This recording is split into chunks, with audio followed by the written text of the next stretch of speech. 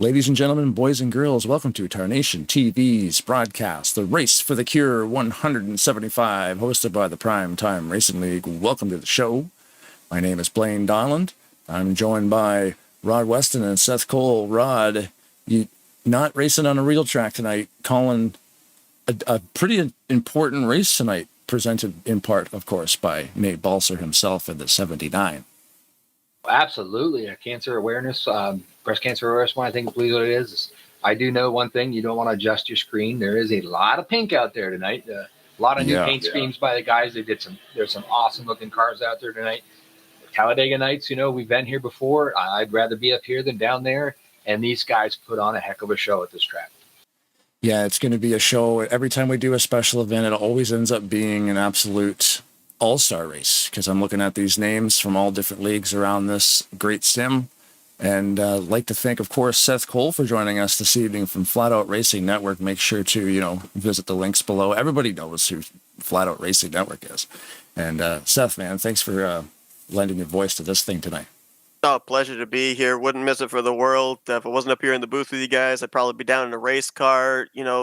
When you have special events like this, benefiting causes like we have for the breast cancer awareness here, the month of October, fast approaching, that whole entire month dedicated to the cause.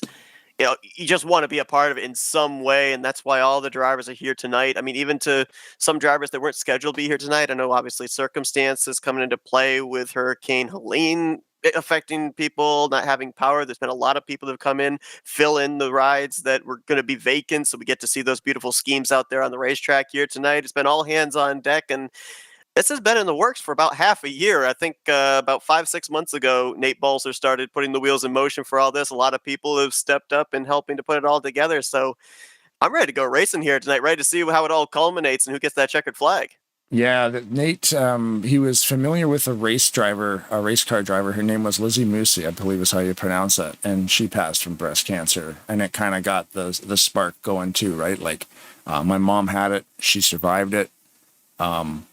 Everybody goes through this cancer nonsense. So definitely it affects everybody. So it was cool to put a couple names on this thing. And he came to Tarnation and reached out to Seth and made sure we lined up our schedules to make this thing work. So it should be an awesome night. And it's a good thing it's on a Saturday, because Rod gets to sit right beside me. Because you're busy all the time, Rod. Yeah, unfortunately, my real life keeps me pretty busy. And so, unfortunately, a lot of the events that Tarnation TV has done as of late, I haven't been able to make them because of my real life. Fortunately, tomorrow's my last race, and except with the exception of the open show. So I will be able to do a few more broadcasts and get more into it with you guys. And I'm looking forward. It's an honor for me to work with the great Seth Cole. This guy is just a professional at this. I learn more every time I'm with him. So looking forward to doing another broadcast with him. You got your notepad, Rod? Because Seth has like 3 notepads. He can keep track of that for me. I have a notepad for my notepad. Yeah. He already has crunched the numbers on tire wear this evening. So I'm sure he's got the math already worked out.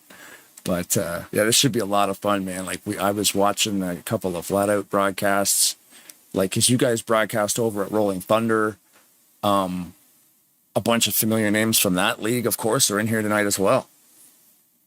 Yeah, as you said, names from all sorts of different leagues here under the Under 2003 banner. You got RTG represented, Primetime Racing League, Talladega Nights. I'm seeing a couple of names that I'm familiar with that race over on Sunday nights in Fast. I mean, there's a lot of different names, kind of a melting pot here tonight of all of them culminating, but there's a lot of familiarity as well. A lot of the drivers that we see here tonight race in 2 or 3 of those named leagues. So there's a lot of familiarity with alliances, drivers that they're comfortable with working with tonight. So it will be interesting to see, how those alliances work. We know with this racetrack, Talladega Nights Super Speedway, all 3 lanes can work.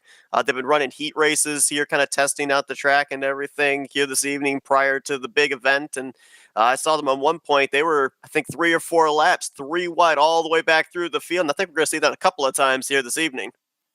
Yeah, speaking of teamwork and, all these familiar faces, this was actually supposed to take place at Primetime Speedway this evening, which is a version of Talladega Super Speedway. but we had some technical difficulties behind the scenes, so we've changed venues to Talladega Nights. So, you know, special thanks, of course, to Graham McDonald and Keith Bynum from the Primetime Racing League. Also, special thanks to the guys at Talladega Nights, like Jeffrey Elliott, who, you know, somebody had to make the call. Hey, man, can we use your track? You know, it's like, yeah, sure. Because, like I said, technical difficulty. But we always have a backup plan, and everybody in this thing we're all buddies, and we all want to see stuff succeed. So, you know, having those backup plans and having friends that you can call at the last minute. So the facility has changed. All the videos and things that I've made for the broadcast will show the Primetime Super Speedway logos, but you'll notice we are actually racing at Talladega Nights, and that's the reason why, is because we couldn't get to let's just say the freeway was closed and we couldn't get to Primetime Super Speedway, so we just, you know, we headed east, and here we are at Talladega Nights Super Speedway. Too long a detour. The GPS showed way too long of a detour to get there. Well, the first thing is that we're glad that you know, the Jeffrey Elliott of Talladega Nights had his server up and available, because we actually had to go to his server as well. So yeah, so we're using Primetime's communications, and we're using the Talladega Nights racing facility. And it's funny because all these tracks are based off the original Talladega that shipped with the sim in 2003. But they all race very different. They have different track textures and grip lines and different setups and all kinds of different stuff. So yeah, sure, you know, maybe it's the same track, but it's not. It'll race a lot different. I've raced on both of these tracks, and they do feel different. yeah, it also got to figure, you know, we're mixing it up a little here in Tarnation TV. We got, you know, Flatout Network here too. So yeah, you know, it's a kind of a night of mixing things up a little. On screen right now, you're seeing renders of the cars that will be on the track this evening. And as you said before, Rod, a lot of pink out here tonight because, you know, obviously that's the pink ribbon signifies the breast cancer cause. And all these fabulous paint jobs from the likes of Rodney Sullins and Frank Divins and Gary Mingus and Pat McCarskey. And there's probably some Bernie Mob stuff out there. I don't even have a list of the painters. I've only named a little bit of them. Oh, and speaking too about the donation, donate to the link. It is listed in the description below. I will be putting the QR code up on the screen as we move through the broadcast tonight. So if you do want to donate to the cause, links below, QR code will lead you there as well.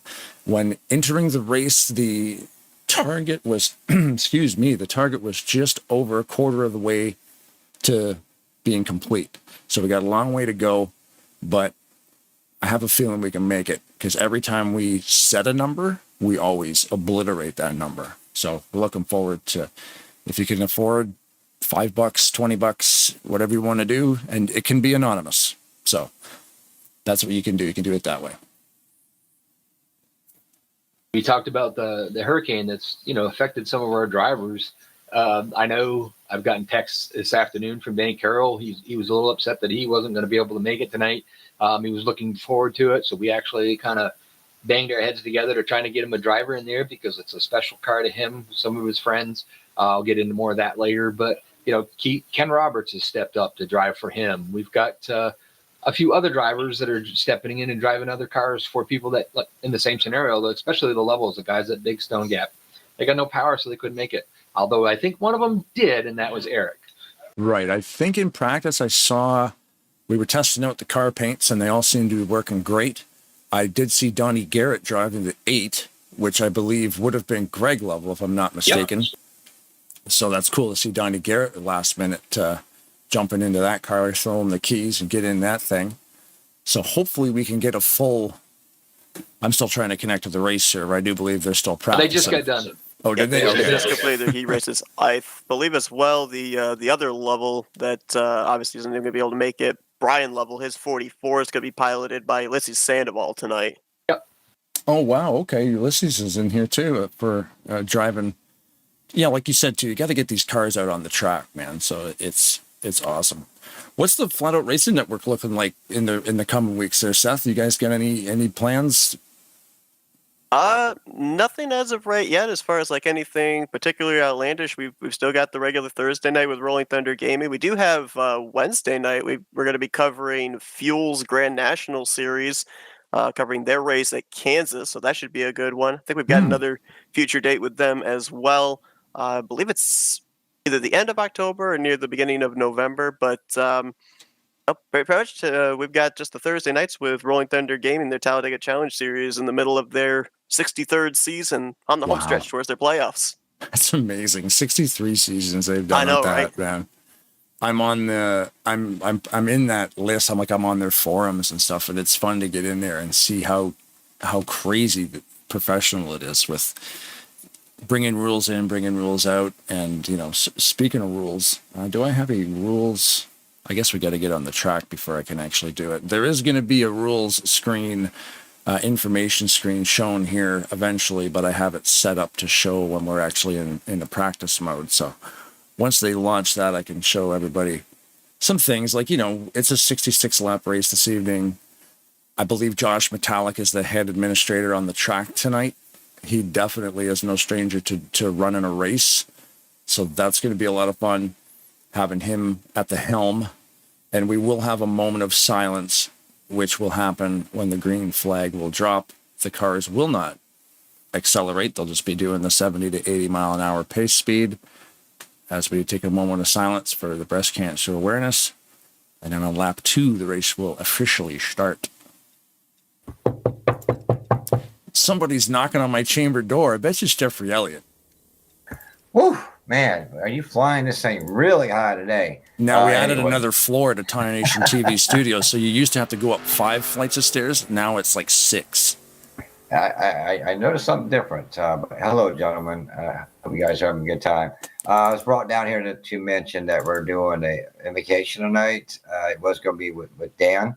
But okay. Obviously, he can't make the race, so Cabana will be doing that. We just want to know when you want to implement that in. Is that before qualifying or before drivers' intros, which is after qualifying? Or when do you guys want to do that? That sounds like it would work out pretty good. After qualifying's done, we can do the invocation, and then we can do the intros, and then head into happy hour. Does that sound good? Yeah, so if you would, just go ahead and mention that, and then we'll have him start that. Awesome, Jeffrey, man. Thanks for letting us use your facility tonight, man. We were just talking about it, how a last-minute glitch in the system, we couldn't get all the haulers down the highway to get to prime time super speedway, so we're using Talladega Nights super speedway instead. Yes, it's a lot of action going on the last couple of days for a lot of people. So I'm just glad we all can get together and make this work. So very proud of everybody here. So everybody's willing to help. So that's awesome. So because it was such a last minute thing, some of the lights on the back. Some of the lights on the back straightaway aren't on yet. Are you guys going to fix that? Are you going to send Mingus over there to check those light bulbs? Actually, Ken Roberts is the electrician, so he'll be heading over there soon. Gotcha. Thanks, Ken. Thanks, Jeff. Gary is the psychiatrist. There you go. All right, awesome. guys. We'll see you in a bit. Cool. Thanks, bud. Yeah, so once we'll do our qualifying, we'll meet the drivers, and there'll be an invocation in there as well. And Jeff would know who the psychiatrist is. Of course, he probably sees him weekly. Yeah, there you go. See, even in a special event, you're still gonna get ripped, Jeff. There's no safe place.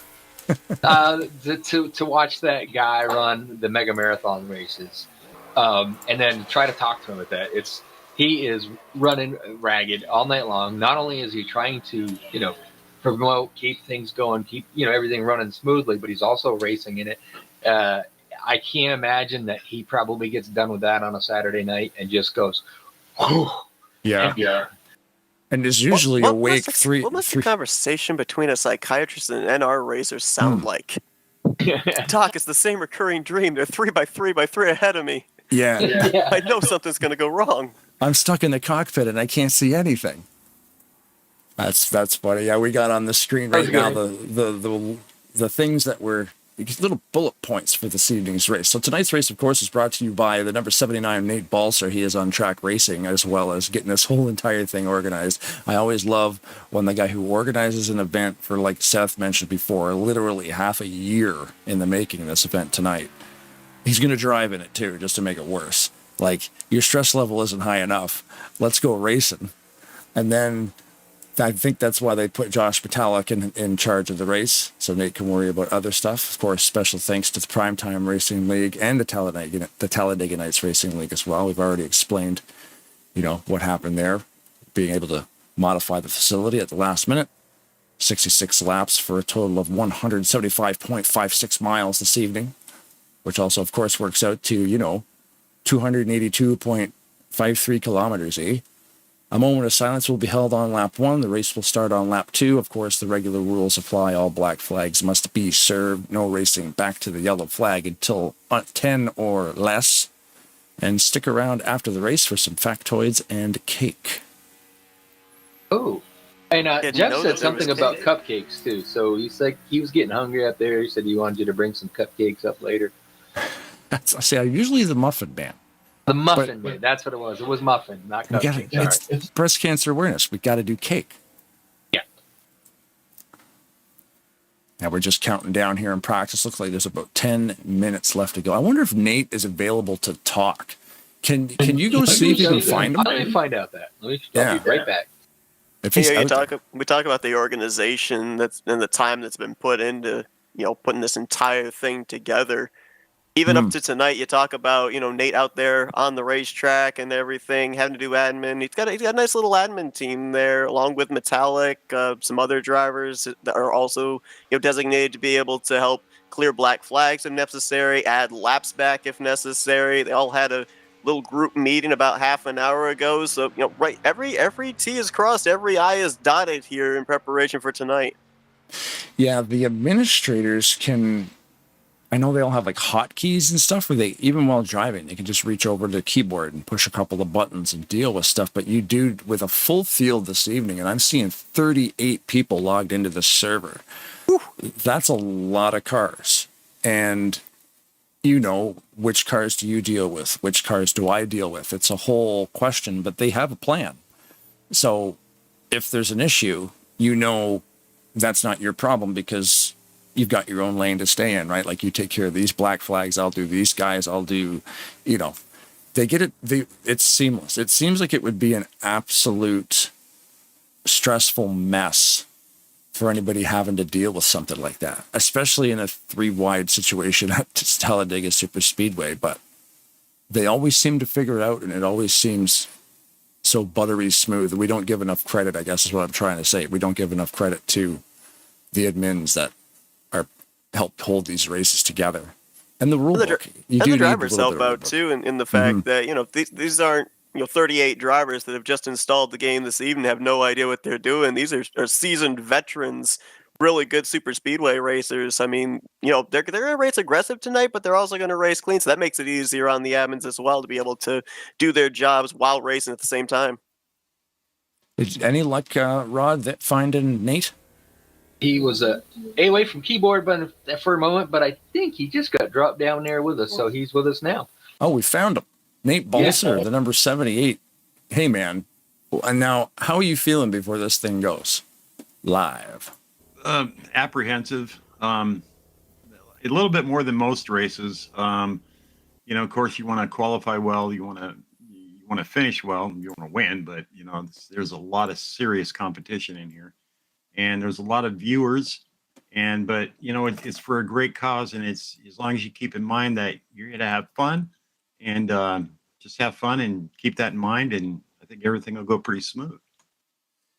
Yeah, how does it feel to finally be here doing this thing? Because I know, like, leading up to this, we're all working behind the scenes, and it just seems like absolute madness. It all my stress seems to fade when I push the launch button on the broadcast. Yeah, I mean, ever since June, leading up to this, it was just a lot of hard work, making sure you got all the guys ready for it, all the cars ready for it, and it was pretty relaxing, pretty normal. And the closer you got to it, it just kind of intensified. But now that we're right here, there's kind of like a calmness, Mm-hmm. And you still want things to go perfect. There's always glitches here and there, but there's a calmness now. It's like, hey, wow, we're finally here. So I'm pretty happy about it. And there's something like, especially like for you to get the whole thing together, and it's a little bit stressful, but yeah, once you're in the car on the track, there's only one more job to do, and it's drive that thing. Drive that thing and keep the number 79 car up front. Try not to get wrecked. Try not to wreck anybody, and just give everybody a good show, because they're all watching, but they're really watching because of the cause. Breast cancer, it affects so many people, and it affected my wife. My wife and mother-in-law are both survivors of breast cancer, and I thank God for that. And for the ones out there that are battling, we wish you nothing but strength and peace. And that's what this is about. Yeah, it's going to be a great race. I checked the donations. We were just over a quarter of the way to the goal, so it's looking good. And I was curious too, Lizzie Musi, the pictures you sent me, she was a race car driver, which of course is fitting to have somebody featured on the. Unfortunately, she's passed away. But how did you know of her? Oh, we watched that show, the Street Racers, No Prep Kings, and I'm familiar with her dad, Pat Musi, the engine builder, and okay. So we watched that show, and she ran, she fought hard, and I remember when she got a win, she was so excited in that car, and it was great. I mean, she could take on these guys like anybody else, and it was great. She was excited. And then we followed her breast cancer thing, and it just happened so sudden, at the age 33.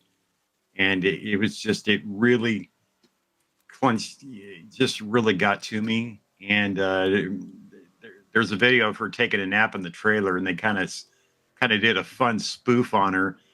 And you're looking at her knowing that not too long after that we would lose her.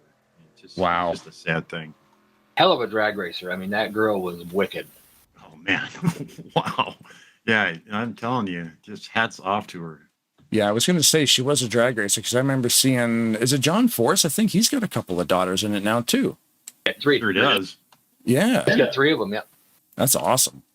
Yeah, drag racing. My dad used to drag race motorcycles, and that was, I spent a lot of time as a teenager growing up on a drag strip. It was pretty sweet, and it was an NHRA sanctioned track, and we got a lot of awesome. Anything could race there. It wasn't like this little town that only had an eighth of a mile. Like, it was a quarter-mile track with like a 3-mile runoff, so you could have those top fuel dragster weekends and stuff. It was madness. She ran on the Street Outlaws. So they're running on like no prep tracks. They're on roads and stuff. Is where she got her start. And then of course then Street Outlaws kind of did this no prep thing where they started going to tracks, because obviously it's safer and whatnot. And she did really well in there. Just a phenomenal drag racer. Yeah, drag racing. She can hang with the best of them. Oh yeah. Yeah, drag racing is such a wild sport. Did she run? She probably ran all kind. Like, what are they? I can't remember the light setup. You've got the pro light, which is all three, and then a green, right? And then you've got the countdown. I can't remember what they call it. But when it goes, the tree. When you got the tree, but they do all three, goes ding, ding, ding, then green. But then you got the pro light where it's all three at once. It's like, I would. Having to wait for all three just seems like it just seems so impatient, because it's such a fast sport, and they're holding you there for like 4 seconds before you're allowed to go, where the pro light is just a quick bang bang. Yeah, hit that fuel button, gone. Yeah. I think she on that two-step, you hang on that two-step until it's time to go, and they rocket them things. Those turbo cars are just crazy. Yeah, we even had like the motorcycles. Like, some of those guys doing like 240 mile an hour and a quarter mile on a motorcycle. Like, holy moly, that's man. Insanity. Oh my gosh. It's something, and it's rare that they actually get the full quarter, because if the bike's going to go somewhere, you can't steer it. So they have to cut the engine. But, yeah. Or take a heck of a ride. Yeah, one or the other. Yeah, or the motor gives out or something, It's a wild sport, man, but yeah, it's a shame to see, like, when you're watching this TV show, was it her TV show, or is it like was it like a totally separate TV show that she was just on? Yeah, Street Outlaws, no Prep King. She was there, and her dad, the engine builder, she was just like, she was a competitor, and they would assign him, this is who you're going up against. And her husband is like, he's like one of the Earnhardts. So yeah, that was kind of interesting. So we tried to reach him to see if he'd watch the broadcast. I couldn't get a hold of him. Yeah, I remember I was actually leading to that. You were trying to get in contact with the father to see if he'd like to be involved in this thing in some way or another, but he's a hard guy to reach, I would imagine, when you run a racing team. Yeah, I tried to call his office, and they were in some other town racing. It was just impossible to reach. I'm going to say qualifying in less than a minute tonight. So you might have to get back down to that track, Nate. Yeah, so a lot of fast qualifiers here. I'll go see what I can do, see if I can get it up front there. Thanks for joining us, buddy. We might kidnap you during the race sometime when we can find a spot. Sounds good. Thank you, guys. Thanks. All right. Now, with people will qualify. I had to turn that into a multiple syllable word. As we do the qualifying, we'll head into happy hour. We'll do the driver rundown, meet all the drivers, and then we'll get the invocation, or vice versa. I think we do the invocation first and then meet the drivers. But either way, this race is about to go green in about 10 minutes, I would think, about 10 to 15 minutes. We should be green flag racing. So if anybody's watching the broadcast, you guys can, go grab a drink and do whatever you want to do. Thanks, everybody, for interacting on the YouTube machine. Well, they were all asking what kind of cake it was, so... I just noticed that now. I just looked up there now. What kind of cake with cake emojis? And I love cake. Everybody's talking about the cake. You've got to love our fans out there. Denny Carroll's on there. Obviously, he's a little upset that he can't be racing tonight because he's got no power. He wanted to. They painted up a really nice car for him tonight in support for Rebecca Maynard. I probably say that wrong. I'm sorry if I do. So he's been, like I said earlier, he was texting me because he was upset that he just wasn't going to get a chance to drive that car tonight. But they found him a good driver to fill in his shoes. So Ken Robert is a wicked good super speedway racer. So I think you'll see that thing up near the front. Yeah, that's great how we're missing about half a dozen drivers, but we still filled all the spots. So we have the reserves sitting on the bench, and we call them up, and away we go. So this should be pretty good. You still there, Seth? Absolutely. I thought so. Keeping an eye on the chat as well. We got Benjamin Snyder in our chat, and of course, we talk about this whole month of October coming up and everything too. A lot of leagues putting in the effort for breast cancer awareness. He's got a race coming up on Tuesday in the Maverick Cup Series at Talladega, completely breast cancer themed. I know that myself and about 10, 11 of my buddies, we got some breast cancer awareness themed cars we're going to have out on the track there as well. It's going to, all across the board. Doesn't matter, what the series is, all across the board here in 2003. A lot of coming together during the month of October for the Breast Cancer Awareness Month. Yeah, like I said, it's probably, cancer is unfortunately in everybody's family. If it's a horrible thing, but they need money to research this stuff because, the advancements in the science is wild. You think about even 60 years ago, people didn't stand a chance. And then, here we are now in 2024 and we're beating this thing. So, like I said, my mom beat it. It's been, I think, 16, 17 years. Wow. It's been so long, I forgot, and she's 71 now. So, she got it when she was a lot younger, being 17 years ago. So it's just crazy to think about, how far the procedures have come and, and they need money. So that's where any donations that anybody can give this evening to that link, which I will put back up there momentarily, goes directly to breast cancer research. Very cool. And I'm just reading through these YouTube chats as well. Benjamin Snyder leads like you said, the Maverick series. We've worked with them a little bit on some broadcasts as well. It's always fun to get out there and broadcast a Maverick race. I missed their Road America race there last week or two ago. I was going to try to race in it, but Work keeps me out late some nights. Oh, you should have. Canada Corner was a doozy.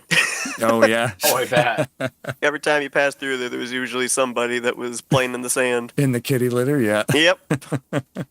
One of those. I'm headed to Canada. I think I can make. I didn't make it. It is a one tough of those corner. ones where, like, you can go through there really quick, but if you miss your mark, you're gone. Oh, yeah. I love trucks like that, where, like, even like Watkins Glen, when you come out of that first turn and you're ripping up that hill, that dog leg, it's so fun to fly up there, man. But if you don't hit your marks, you'll float right into that wall. But get it wrong. Oh, yeah. You get it wrong, you're done. I like Watkins Glen, but it's like a hit or miss track with me. Sometimes I run good there, sometimes I just can't figure it out. It's a weird track. You've got to be smooth but aggressive, and kind of balance that out. I could run great there if they took the bus stop out, but I don't think that's going to happen. Yeah, now they put that in there for a reason. It's going too quick down that straightaway. Oh, yeah. Yeah, after they off JD McDuffie there on the carousel. But have you ever been on one of the NASCAR 2003 tracks that does not have the carousel? I have, but then they ended up. They didn't have the carousel, but then they added sorry, in the carousel. I mean the bus stop. Sorry, the bus stop. Yeah, but then they added in the boots. So right. Well, and I didn't care for the boots, so I was happy the bus stop was gone, but then had to deal with the boot. The first time I ever went down through there, you're so used to all of the tracks that they have the bus stop in there, and you're so used to it. And so the first time I ever raced that track that didn't have the bus stop, I came into the carousel, and I don't know how fast I was going, but they were never going to make the corner. Yeah, there's a nice 2 sets of tires waiting there to help you out. Absolutely. So, have you guys noticed that the qualifying is now complete? I don't know. Anybody in particular you wanted to qualify first? Because we have an answer. Yeah, I mean, kind of seems fitting, right? That's awesome. You talked about some good qualifiers, and Nate Balzer is definitely one of those 4,000s. He bests Rodney Selwyn's for the inside of the front row. That's a crazy lap, man. I think the fastest I've ever seen was like a 38 or something, or a 39. That's so that's pretty close. The broadcasters all together, and look who beat out of the broadcasters. Probably because you got a toe off of me and Blaine down the back. Oh, that's it. That's the only reason. That's it. Jeffrey I Elliott. think Jeff's ready to drag us up. I don't know. Hello, guys. How y'all doing? Great. Already when you guys are. So we're going to have you guys lead off Cabana first, and then we'll start intros. Cool. Let's do it. So y'all, all three, here we go. Let's do it.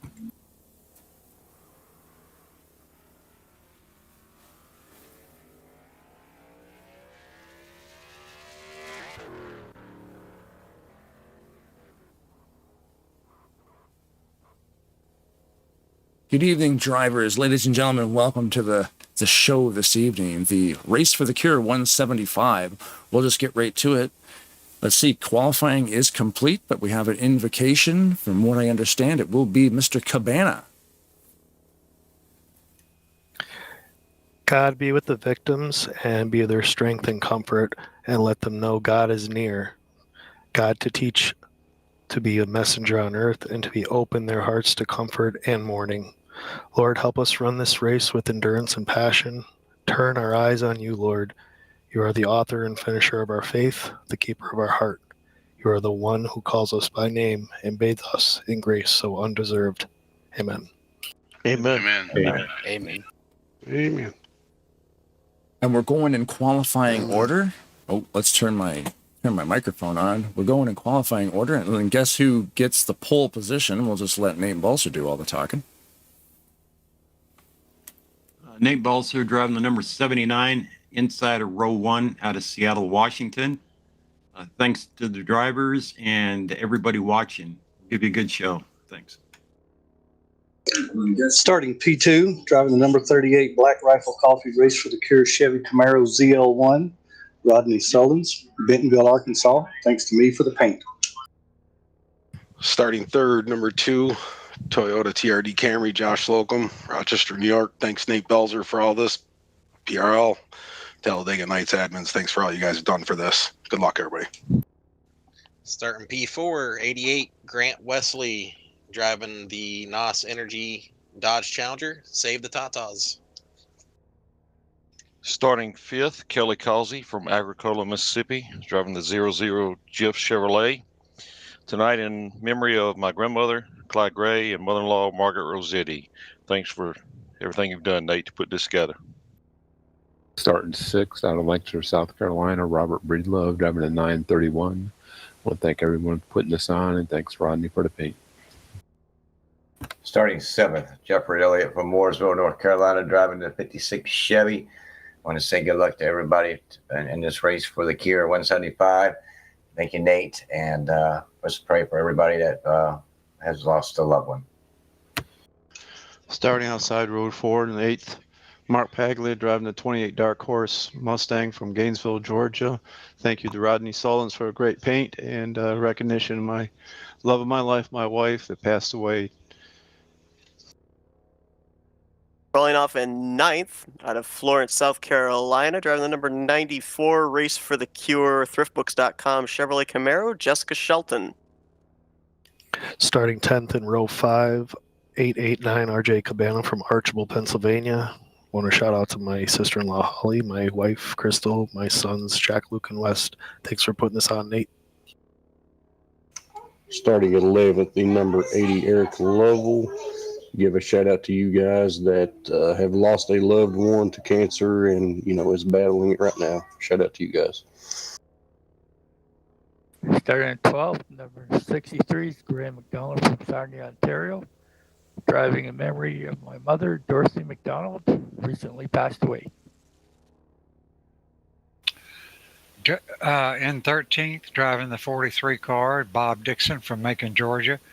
I just want to give a shout out and say that Miss Lynn Catton, who is a breast cancer survivor, is still in our prayers.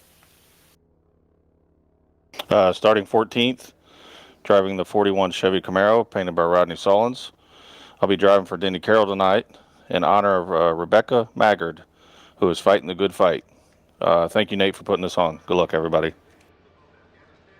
Rolling off 15th, Randy Wall from Huntsville, Alabama, driving the number 21 Huntsville Dodge. Shout out to my sons Christian and Corey, my grandsons Asa, Asher, and Adrian. Let's go racing, Corey. Good luck, everybody. Starting 16th, Javier Negron from Bridgeport, Connecticut, driving the number 40 Briss car. Thanks, Nate, and everybody else who was involved. Great cause. Starting in 17th, in the number 3 GM Goodwrench ZL1 Camaro, driving for Gary Heiser, filling in for him.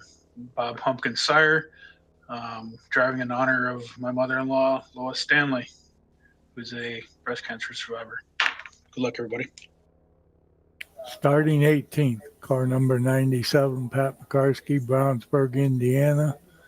Thanks, Nate, for putting this on, and prayers be with all the cancer fighters and survivors and those we've lost.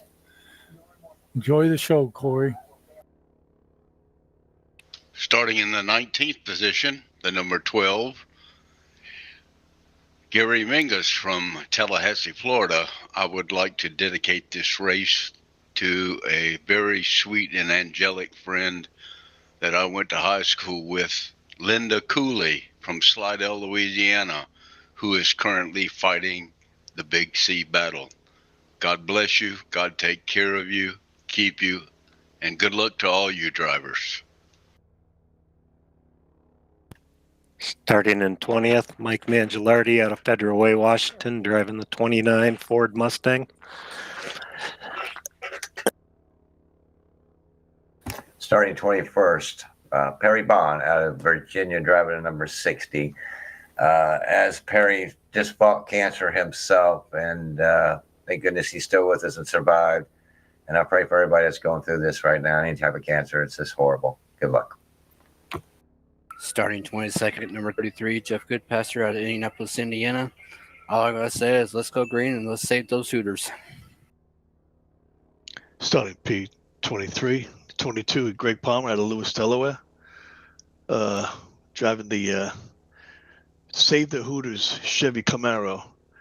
I want to thank all the admins from PRL, TN, and RTG for being here. Thanks to Nate for throwing this. I think this is the second annual. Great cause.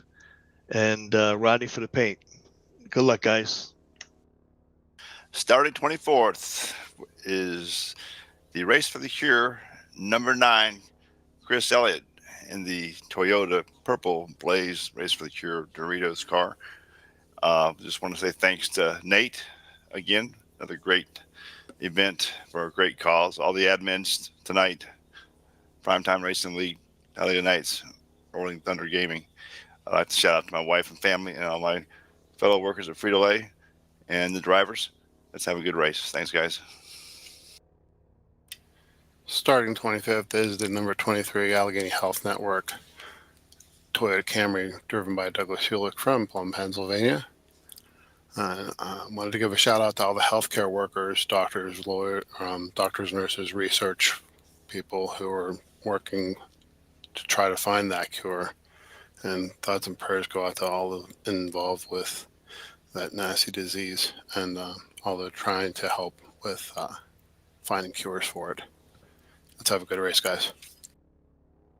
Starting 26th in the number 7 Ford Warriors in Pink Ford Mustang from Frederica, Delaware. I am Bobby Farrell.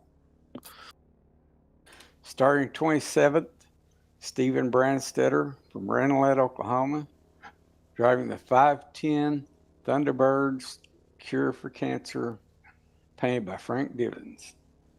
Thank you, Nate, and all other guys putting this on, and good luck.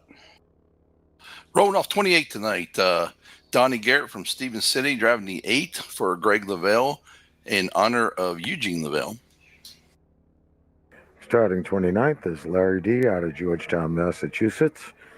Tonight we're going to be racing for a cure for cancer. Thank you, Nate, for putting on this fine event. Starting 30th, the number 39 of Josh Metallic, driving the Ron Cody, a.k.a. Wiley Cody, longtime RTG admin who passed away from cancer last week. Starting 31st, 64, Toby Robertson, Carroll Logistics, Race for the Cure Toyota. Dedicate this to my girlfriend's family, multiple people who are battling through cancer or passed away from cancer. And let's go put on a good show. Starting in 35th, Ulysses Sandoval, driver of the 44 Ford Mustang, driving for Brian Level, dedicating this race to Eugene Level. Good luck, everyone. Starting 36th is Alex Moe, Southern California, driving the 48 Race for the Cure Low Chevrolet. Prayers up for those with breast cancer or any form of cancer, and those in remission and all the survivors as well.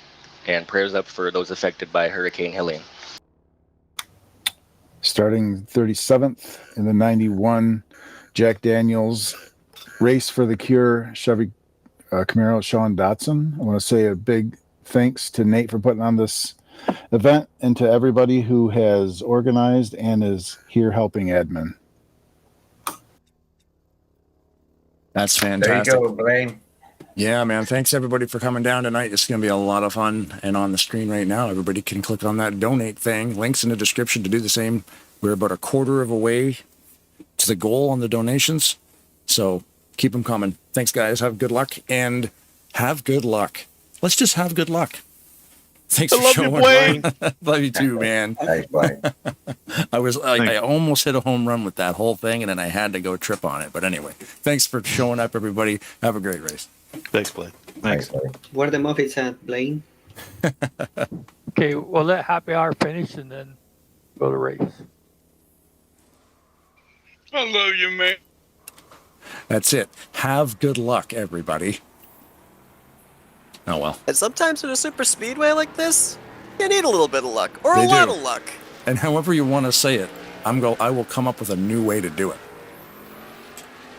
Now, one thing we do have to bear in mind here tonight as well, I was looking through, the preliminary information that we were given, and here tonight, and I love this call, it's no damage. So if we end up having the dreaded big one, or when we have the dreaded big one, I'll I'll keep in super speedway terms here. Mhm. You know, your night's not over. You're still going to have another opportunity to be able to get up there and have a shot for this victory. The only thing that could potentially take you out of this race would be a mechanical problem, and hopefully we don't see anybody hit with those. But it also kind of brings into play, you know, we talk about the importance of this race in terms of what it's all about, the breast cancer awareness theme and whatnot.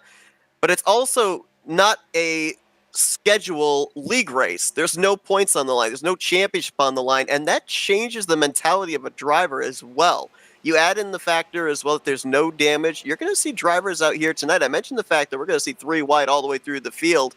I think we could see it as early as the very first lap because drivers, the only thing they have to worry about is 65 laps of figuring out what moves they have to make, who they've got to work with, what kind of pit strategy they have to have, where they have to avoid the potential big wrecks. They got to do all that for 65 laps to try and position themselves in P1 to be able to lead that all-important final lap and get that checkered flag. So obviously these drivers, as I said, they're well-seasoned. They're very good super speedway racers. But here tonight, we may see them race, and I feel like this is a huge contradiction of terms, but I feel we'll see them race calmly aggressive. A little more aggressive than normal, yeah. Yes, absolutely. Because there's no points, there's no penalties, there's no nothing. They just want to be that guy that says, you know, for the next year, they won the breast cancer awareness race. Yeah, and they want to put on a show too, right? Oh, yeah. That's the thing. It doesn't take long, like you said, sometimes at this track for that third lane to start up. And I think too, like you're saying, with the account that we have here tonight, we have like 36 drivers. And if you pop out to that third line, you're going to have some help somewhere. Somebody in that pile of cars is going to pull out there and try to start that third line with you. And I think once you get 2 out there and it's go time, everybody's going to follow. You know, everybody knows how to race this track. Everybody knows how to get around it. It's going to be a good one. You'll see most of the time that these guys will run. They like to run out in the middle. If it had any choice when they're running 2x2, the middle is the faster way to go until that third lane ends up opening up. As soon as that opens up, now they no longer can come off out of the corner and go to the wall. So that slows them down. So then the third lane becomes the faster lane. So it's to be out there racing. It's just mind-boggling. You're just thinking too much. And up here, I like sitting up here and watching these guys do it from here. Yeah.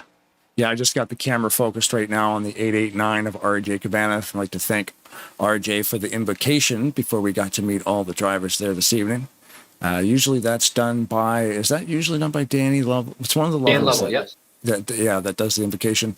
Obviously they're having some power issues right now. And with that hurricane, what's the name of the hurricane? Helene. Helene. Yeah, I mean, they're just, hopefully they're all right. Hopefully it's just a power issue.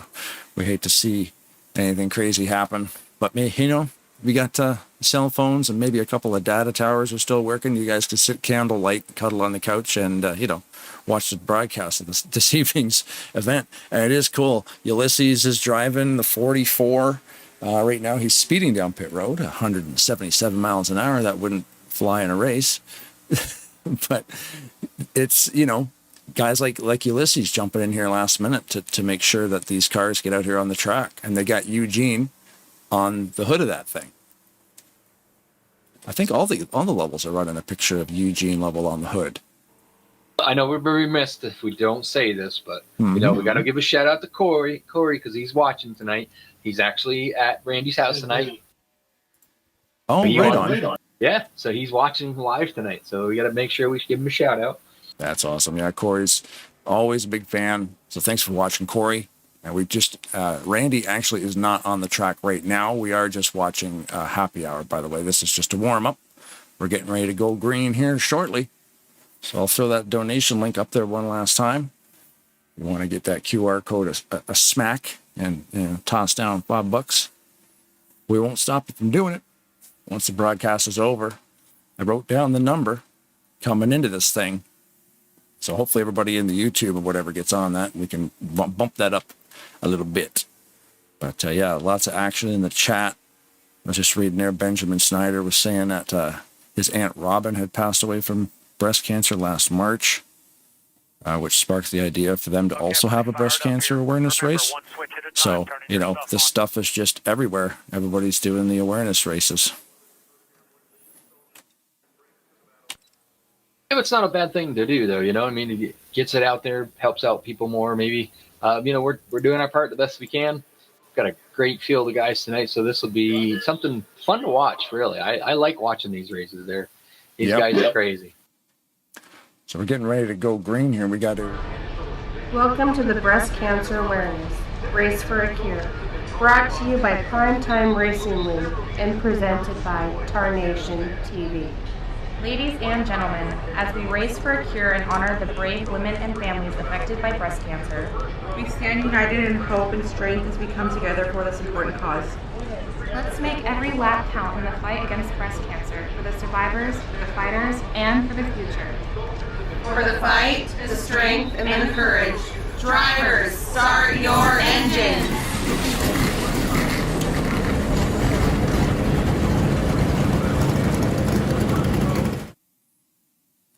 Thank you to the Balser family for the drivers starting your engines, the Grand Marshal duties. That's Nate's entire crew there. So thank you very much, ladies, for doing that for us. They've done it a few times in the past, so that's the go-to. We're just waiting for these guys now. We are live. And let her rip, Seth. All right, so you heard the driver introductions, and this is the way they're all going to be lining up for this evening's 66-lap main event. Mr. Nate Balzer, the organizer of this, apropos that he starts on the pole position, clocking in at a 52.441. Rodney Selwyn's going to share the front row with him, the number 38. Josh Slocum going to be on the inside of row number 2. He'll be joined by Grant Leslie in the number 88. Row 3 is going to find Kelly Causey in the 00. Buckshot will be alongside of Robert Breedlove in the 931. Row 4, Jeffrey Elliott in the 56. He'll be joined by Mark Paglia in the 28. And your top 10 complete in row 5 by the 94 of Jessica Shelton and the 889 of RJ Cabana. Eric Lovell, he'll roll off the grid 11th. He'll share row number 6 with the 63 of Graham McDonald. Bob Dixon in the STP number 43 in the 13th position alongside the 41 of Ken Roberts.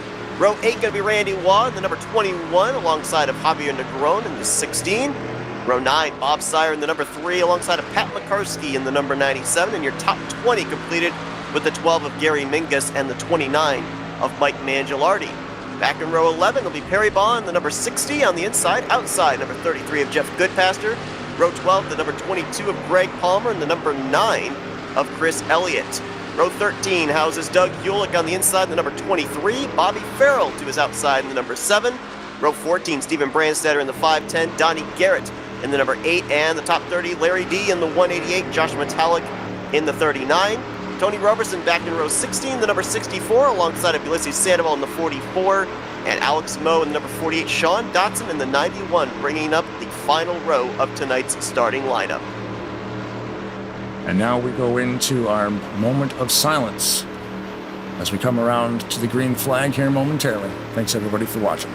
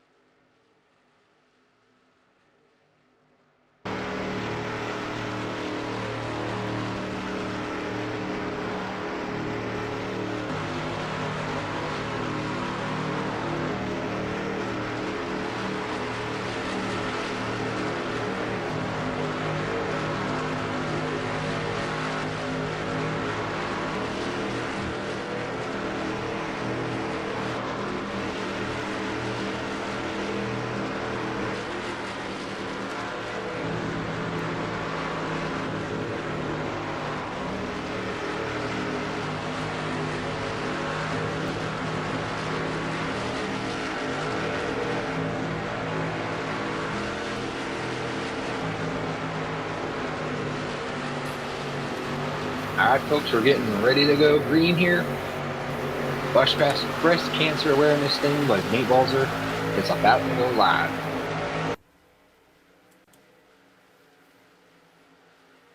Thanks for watching, everybody. We are green, back into the racing. Now, guys, just keep your eyes open, peeled there. They're going to be 3 wide before you know it, I guarantee you. Yep. It didn't take long. I think I see it. Didn't take long. They're already there. And it's all thanks to Patty McCarskey in the 97. Yeah, the one yellow car out there is really cool for Wiley Cody. Unfortunately, like Josh was saying in the driver's introductions at the start of the track, or at the start of the race this evening, unfortunately passed away last week, a long-time Rolling Thunder member. So that's pretty cool. Josh Metallic in the 39 is actually running Wiley's paint scheme in honor of his friend there. He used to drive the number 5 at RTG, right? So the RTG has retired the 5. Yep. He was number 5. Occasionally ran the number 6 in certain series, but he was usually always known to run the number 5. So, yep, number 5 retired in RTG, rightfully so. I mean, it's been years that we've covered the Talladega Challenge Series, and he was always there week after week after week. Unfortunately, never got to call him to a win, but he was up in the conversation multiple times. And I'll tell you, it was a strange feeling not seeing him out there in the field after we got the news of his passing. I believe the news was received on Tuesday, and that following Thursday broadcast, it was a tough one not seeing that 5 car out in the track. You guys missed there was a good one on the backstretch there in lap 3. There was some tank slapping going on. They got about 3-4 wide on the backstretch. Everybody just straightened it out and kept right on going. Somebody just went into the grass there in the tri-oval. Karski in the 97, he saves it, but he lost a ton of speed and a lot of track position because of it. Yeah, they have been running 3 wide pretty much since the get-go of it. They're starting to form up a little bit more on the outside. I think they had Javier Negron starting it, but everybody's pulling up in front of them. They know that third groove out there is the way to go, so they're going to try to get up there. That third line is deep too. Nobody's taking the middle. That's really, really odd because, like you were saying in the pre-race, that middle lane is the fastest way around this track. But I mean, if you don't have anybody behind you, it's not really going to work. Yeah, it's the fastest way, but you also got to consider, though, once you get a groove on the outside of you get 3 wide. So on the bottom groove, I've seen on this track that on the exit of turn 2, you get a little tight. So you kind of have to either lift or give it a little break just to keep it straight. When you got somebody on the outside of you on the outside, and when you're in the second groove, it's kind of the same thing. You just can't let the car drift out of the corner. So on that outside groove, you definitely get a better run as long as you get enough people behind you. Yeah, the higher up you go on the racetrack, obviously, it's a longer distance around this super speedway, and to that end, you can stay in the throttle a lot longer. That's why we end up seeing usually the second lane or the third lane get a lot more momentum on the straightaway. And also to your point there, Rod, too, when you're on that inside line off the corner, a lot of drivers end up experiencing stack up where they'll get really close to the back bumper of the car in front of them on the entry to the corner. They have to back it off, and that stack up leads to everybody having to check up on that inside line. They can't stay in the throttle and keep the momentum going when they get to the front of the backstretch. And you were saying, yeah, keep track of this for a minute. Yeah, there's 2 cars at the end of this pack, okay, that are by single 3. Now there's 3 cars in the back of this pack that are single file. The rest of them are 3 wide all the way around the whole track. Yeah, like we were mentioning in the beginning of the race here too. It's, well, not only that too. I'm thinking like just be right now I've got the camera stuck on Donnie Garrett. He is dead center in the middle of this thing.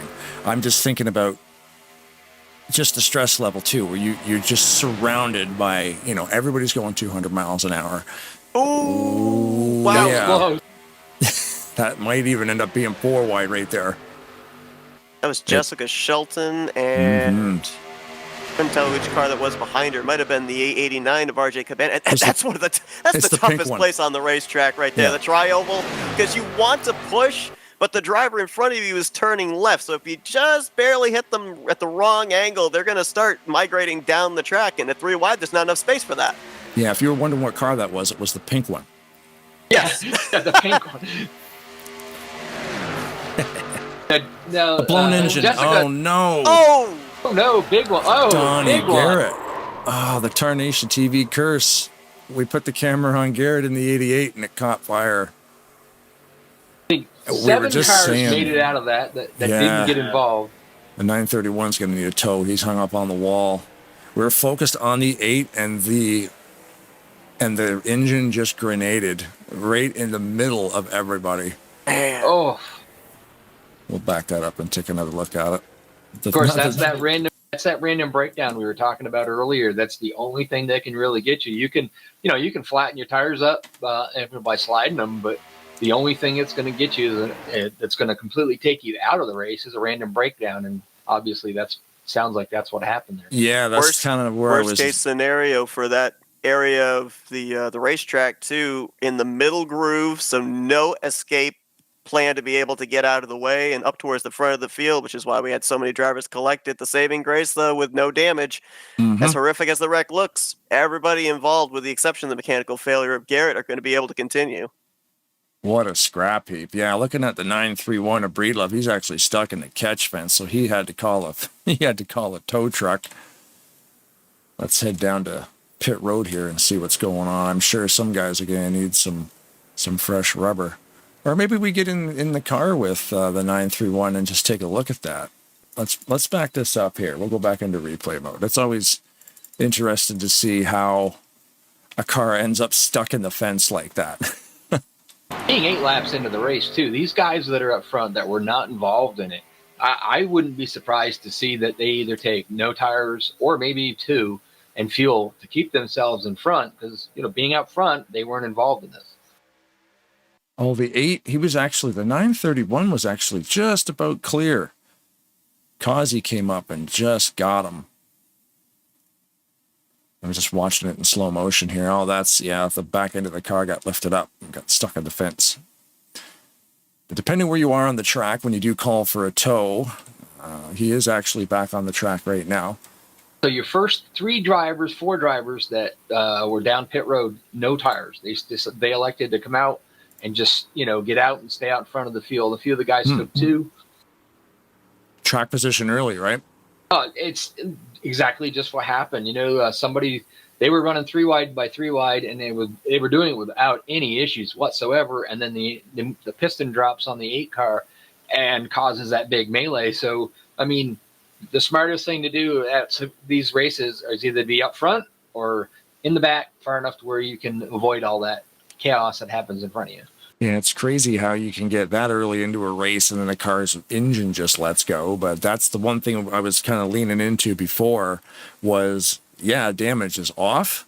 But when damage is off, mechanical issues can still happen, which is kind of neat because it still can throw a wrench into things.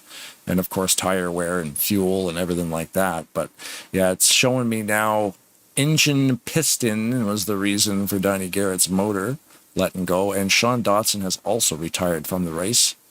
So Sean was involved in the wreck, and he kind of came to a stop just at the entrance of pit road.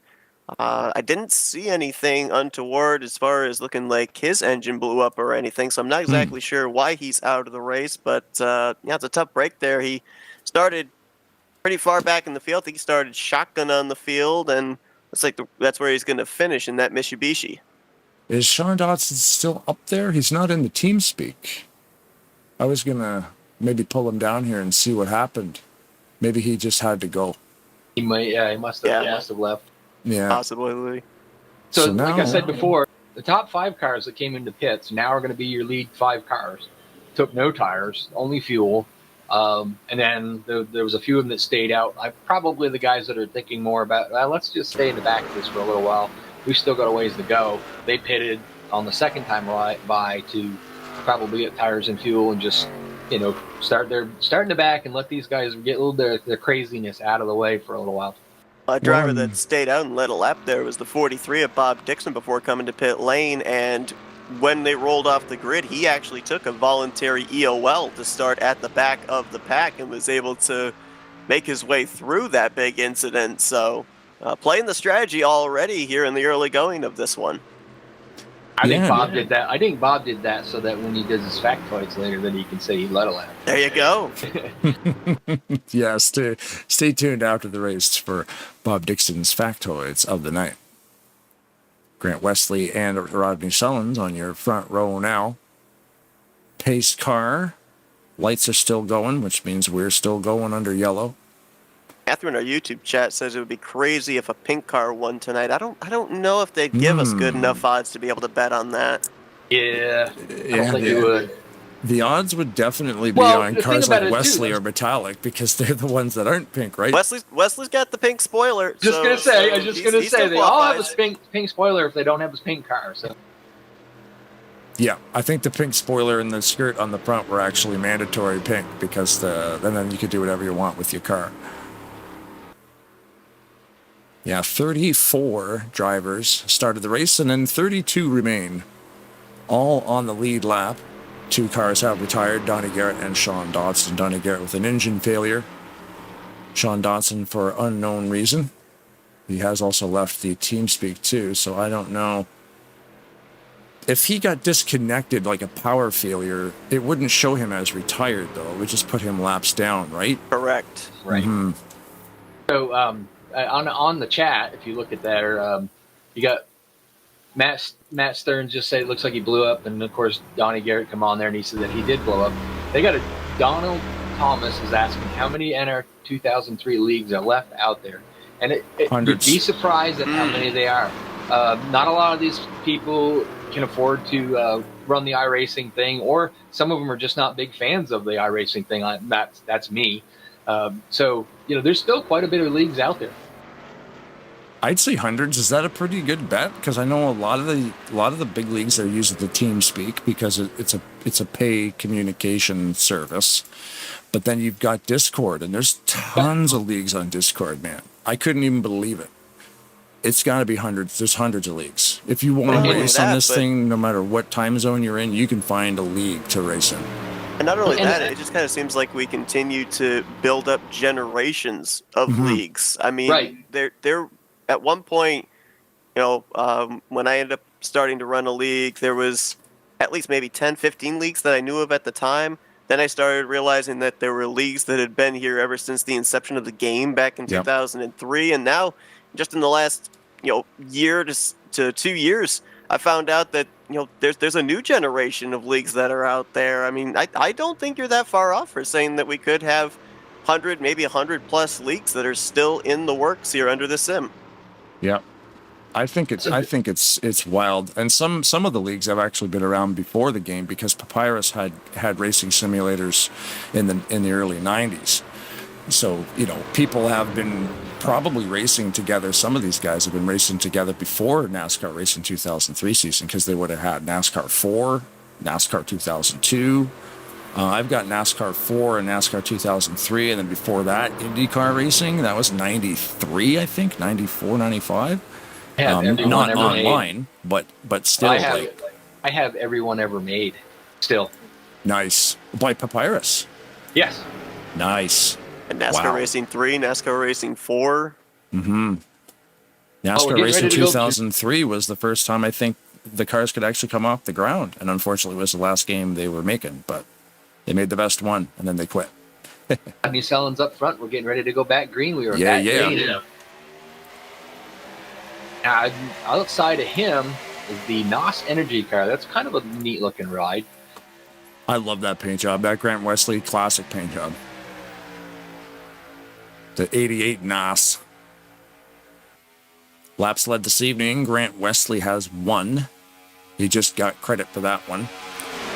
Rodney Sullins has 3 laps led, 5 laps by Nate Balzer, 1 by Bob Dixon, and 1 by Robert Breedlove. All right, so we've answered the question of how long do drivers want to wait to be able to make that third line. The answer is 2 corners. Mm-hmm. They've jumped to the top there in turn 1 on the initial start, and they jumped up to the top in turn 2 on the first lap of this restart. They don't want to wait in line. They want to go. They don't even want to wait till 4th gear. They just want to go before they're even to 3rd gear. They're already looking for a way to do it. That's Josh Slocum up there on the top, and he's got help from Jeffrey Elliott and a whole bunch of others. There's nearly a dozen drivers up in that 3rd lane already. It's crazy how these guys run like that. When I first joined this league and started running with them, I watched them do 3 wide, and I'm like, that ain't gonna work. That ain't gonna work. And I kept watching. I'm like, wait a minute, they're making this work. These guys are crazy. Trial by fire. I remember first opportunity I had to be able to race a super speedway race with the Rolling Thunder Gaming guys, and I was in the middle of 3x3x3. I physically was sweating. I was that nervous with what was going on around me. I bet they were perfectly fine, but I was nervous as all get out. I cannot understand how people like this style of racing just because of that same fact that you just said. You know, to me, it's just mentally draining racing 3 wide like that. Yeah, it's just crazy how much I always just sit back. Me and Blaine have always talked about this. How would you rather be up front? What would you rather do? And I'm like, I'd rather be just sitting in the back, wait till 10 to go, then go. You like sitting in Tarnation TV chair watching it from top. Absolutely. I will say one thing, especially running with Talladega Nights and the guys from Primetime Racing League. These guys that are out here right now, I've raced with most of them. Some of them are a little bit new to me. But they will, if you struggle with this and you don't understand this, they will teach you. They will help you. They'll get your wheels set. They'll get you, they'll explain to you what you need to be able to do what they do. And they're great at it. They've vastly improved my super speedway racing. Even though I still hate it, they've vastly improved it. In the YouTube chat here, I'm just reading, Brian Wolf from Fluid Studios is watching. He said this is a really touching event.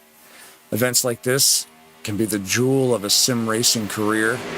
Outstanding production, Tarnation TV. Kudos to everyone involved, and God bless all cancer warriors, past and present. Thanks, Brian, for watching. Of course, we got Pumpkin in there, Donald Thomas in there, Frank Divins, of course, in charge of a lot of the car renders this evening. Thanks, Frank. He says here that he created the mandatory pink splitter and spoiler combo just to show unity for Nate. And Donald Thomas lets us know that he's been playing NASCAR 2003 for 12 years. I got you beat. I've been in it for 25. I bought it brand new. Same here. Yeah. You both got me beat. Had that discussion one time before. Blaine was saying, well, yeah, it came out in 2003. And I'm like, no, it didn't.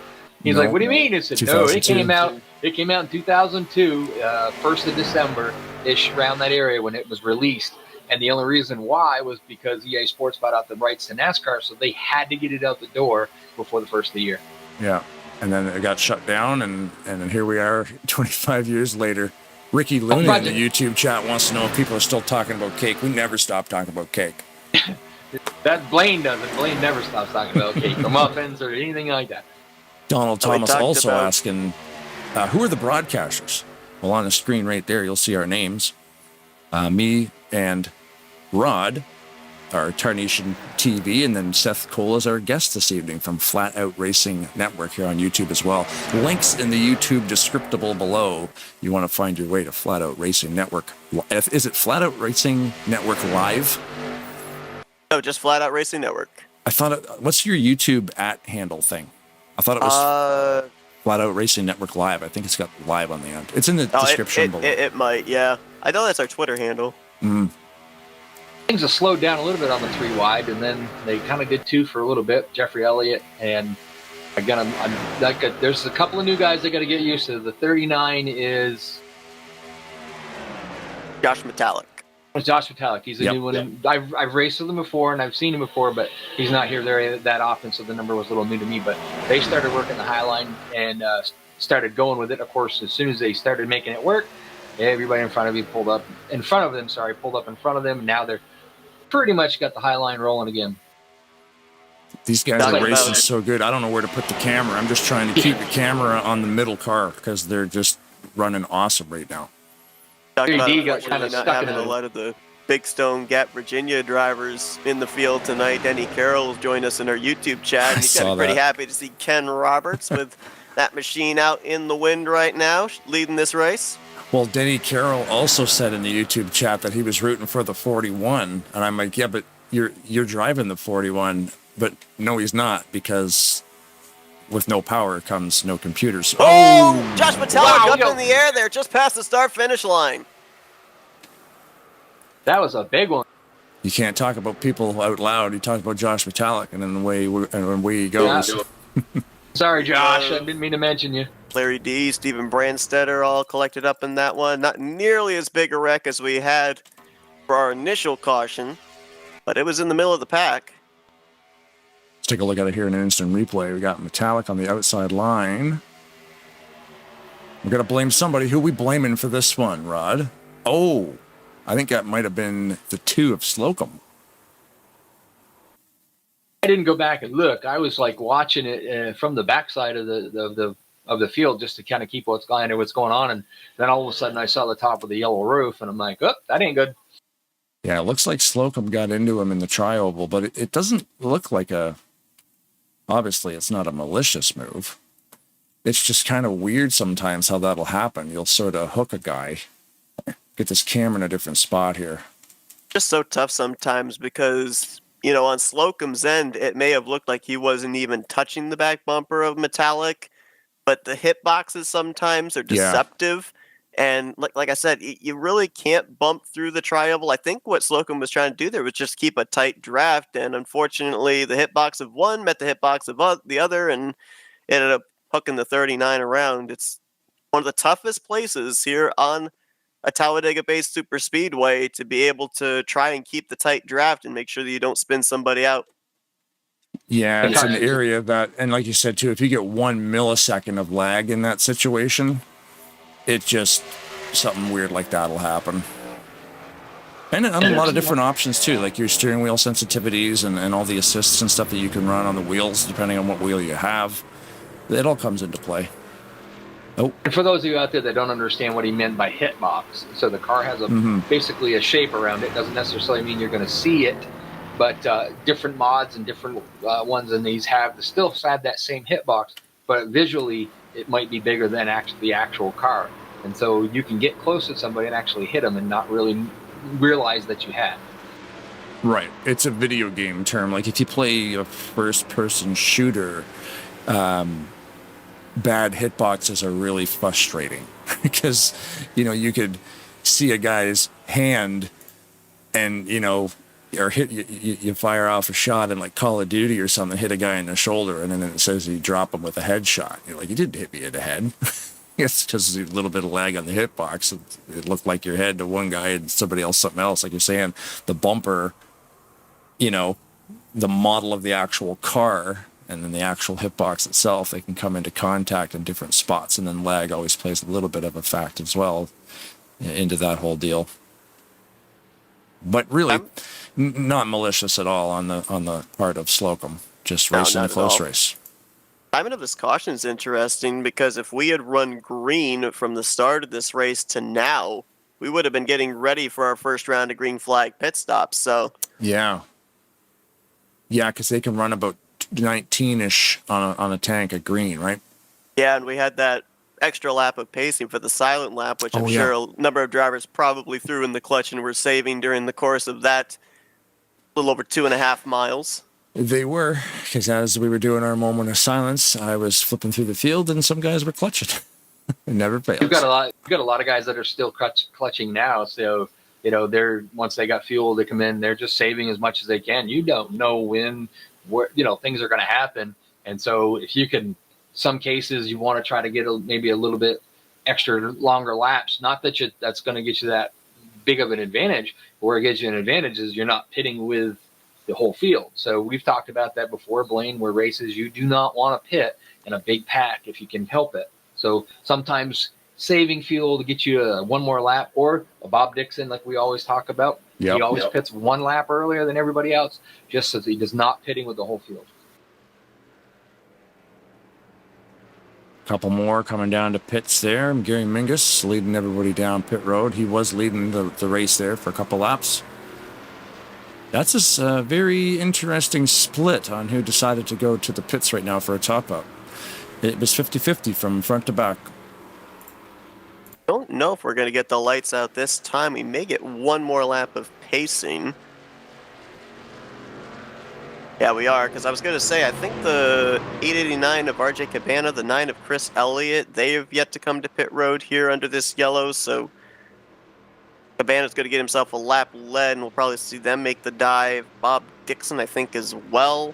is yet to make a pit stop under this caution. I think these drivers are all just trying to stretch as far as they possibly can, pit at the 1 to green, see what happens if we had going into a long green flag run here, end up maybe seeing a cycle green flag pit stops. I believe the lead's going to cycle back to Ken Roberts. I think these top 3 will probably be on pit road this next time by. So here's an interesting thing. The number 40 of Javier Negron is being shown the black flag right now. So he may have pit and then may have either sped out, may have run the stop sign. If the pack was actually going by, the little official, the guy down there, he will put the stop sign out. You're not allowed to exit pit road until the pack has gone by completely. So he may have run the stop sign. He may have sped out of the pits. He also may have merged too early. All 3 of those things can lead to a black. We'll stay focused on the 40 to see what happens here. He can't. Can he serve that under yellow if he got it under yellow? Yes. Okay. Yeah, second time by. So another thing too, though, you also got to figure, there's no points for leading a lap. There's no points. It's just a win and you're in deal. But one thing too, it is a televised race. Mm-hmm. So you want to get your car out there. So if you lead a lap under caution, no matter, we'll put the camera on you. That's what they're trying to do. They're trying to show people, hey, I'm here. Yeah. And you touched on it, Rod. They want their name mentioned post-race in the factoids. Absolutely. Another group of cars coming down from the front. Looks like Chris These are Elliott. These are your fuel mileage guys that are going to do what I said. They're going to go in. They're going to top off their fuel. So that way, maybe they can go an extra lap, maybe extra 2 laps, and win. So like Ken Roberts in the group up front, if this thing goes green and they have to go into a green flag pit stop, maybe they can go 1, maybe 2 laps more, and that way they're not pitting as a group, and they try to pit together. We've talked about that before, how certain people always kind of want to pit together because they know how they pit. They want to, they're trying to get in here. They want to make as much time as they can coming in the pit, and not have an issue with somebody that they don't know how they pit. And sometimes some of the drivers will break a little bit early, some break a little later, and they've had, issues going into pits. So it's just something to keep them from having a trouble when they do pit, especially on a green flag. I was watching the drivers coming down pit road there, and how about the diversity of manufacturers we've got in the field tonight? We got your usual Camaros and Mustangs and Camrys. We've got a couple of Dodges out there, but Keith Bynum's fill-in tonight, Graham McDonald in a Pontiac Trans Am. We had Sean Dotson retire to the race earlier. He was in a Mitsubishi. We got a Plymouth out there with Pat McCarsky. So, I don't know about some of these manufacturers and how well they draft. They've made it this far pretty well, but if they're looking for alliances, there's not a whole lot of other manufacturers the same as them out there. I got to see this. Graham McDonald in the 63. He's driving, what did you say it was? A Trans Am? Pontiac Trans Am, it is a Trans Am. That's cool. I love this mod is fantastic because it really does have any make that you want. I've seen Lincolns. I've seen all kinds of stuff. There you go, Pontiac Trans Am. Even had Mercedes. So a while back, when Talladega Nights was running, they had teams. And so they had all Mercedes teams in the Doritos cars, which was kind of cool.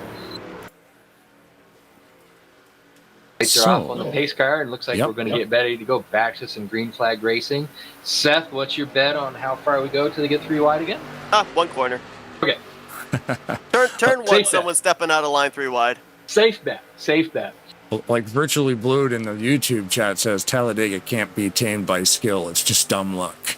I think Denny Carroll said earlier that it's 100% skill, 100% luck. That doesn't exactly math, but it makes sense. It does. We're back green. Because we do have guys like Grant Wesley who seem to be up front all the time, but I think it's not so much racing the track. It really is the pitting. Like, you want to know how to hot pit, watch Wesley. I don't know, Seth. I didn't see anybody drop out yet. Oh, weird. Oh, yeah, they did in the back. Sorry. Yep. They're headed on the backstretch now down to the super speedway down there. They are got Jeffrey Elliott on the high side out there, just starting to charge on there to get that charge on the high side going. You see Ken Roberts, he went right into the middle groove, which, like we said before, is for the preferred groove. We've talked about this before too. Dan Blaine and alliances. You were talking about, Seth, about manufacturer alliances.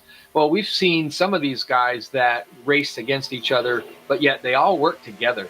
And so even though maybe they don't, they're not going to win, they'll push their teammate or their alliance guy. So Ken Roberts and Mark Paglia are two guys that I know that do run together a lot, and they will work together a lot. So you keep that idea in mind. We talked about, too, the number of leagues that drivers participating in tonight's event span through, and they had several heat races here tonight, and drivers that may not necessarily race with each other on a weekly basis, maybe doing a little auditioning this evening, seeing how they work together, and may try to find each other during the course of this race as well.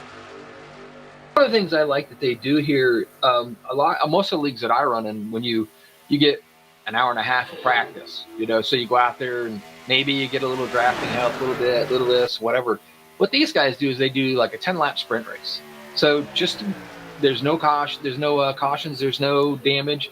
Just get out there and I think it's a better way to do it because you actually get a chance to feel what it's like going to do when you're racing instead of trying to do it in a practice environment. Geez. Yeah, wow, that was a save. No, it didn't happen. It happened back. It can accordion effect back to the guys behind there. Like Javier Negron, Stephen Brandstetter were the two that got out of shape first, and about a half dozen drivers there going into turn 3 involved in that one. I'm glad you figured out who it was because I was going to say one of the pink cars. It was the pink car. One of the pink cars. We'll see where it happened here, so we can line it up for you guys at home. Thanks everybody too for watching Tarnation TV. The subscriber count on Tarnation TV actually went up a bunch too, so thanks for hitting the buttons. Oh yeah, they were getting 4 wide in there. Somebody stepped out of line. I have to say that Denny Carroll's on there saying the 41's looking mighty sporty with a professional driver. Well, I gotta give him a stab. Denny, you put a guy that can really drive in here, the 41 will go to the front. So, if you just drove and everything. Yeah. Oh, I see. It looked like a bottleneck up the front. It may have just domino affected through the field because there's the 94 of Shelton just below the yellow line. She's fine, though. But that seemed to cause a wave. Jessica, that's the one that works with you, Seth, right? That's correct. I thought so. She the mega marathon race. She jumped out there and just kind of had a little fun with me during practice. I got down the backstretch, and all the next thing I know, the car's sideways. I looked, and it's Jessica, and I'm like, "Wait, what? And I'm what?" And she just all the way through the backstretch into the corner and went out. She was just pushing me around. It was funny. She'll let you know she's there. Oh yeah. We got to watch Cabana. We got to go in Cabana's car right now. We're going to watch him drive through this thing because he navigated this cluster like a pro. This is what it looks like from the driver's cars. There's going to be a smoke show in front. Side to the left, side to the right. One of the wow, he actually got tapped. That was awesome. Downshift, pedal to the metal. See you later. One of the guys on the chat there on the broadcast, Matthew Stearns, I've raced with him many, many times over to Hobo. I know they're in the league. He's on there telling what a difference with a fixed setup and an open setup, because mainly when I race with him, he's an open setup driver. Very good driver at it, as a matter of fact. But some of these guys don't have the time to do the setups like Matt does. So. Seth, I hope you are saying Waluigi in my honor tonight for Randy.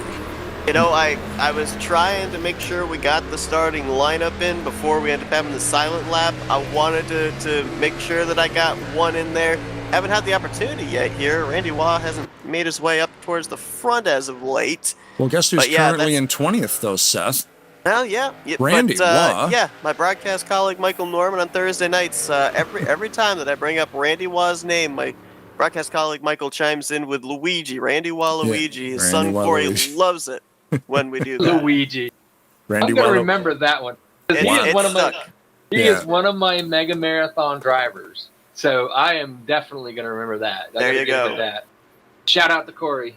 I remember when they came up, like when Nintendo came up with Wario and then Waluigi. Like they just turned... But Waluigi never made any sense because they came up with Wario by just turning the M in Mario upside down.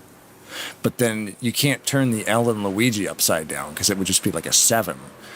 So they just put Wario and Waluigi. So it's like, I don't know. I just thought it was kind of weird how they did that. But I watch you guys broadcast, and every time you say "Wah," he'll Luigi. Waluigi. I am contractually obligated to leave a second pause after saying Randy Wah's name so Michael can chime in with the Luigi at the end of it.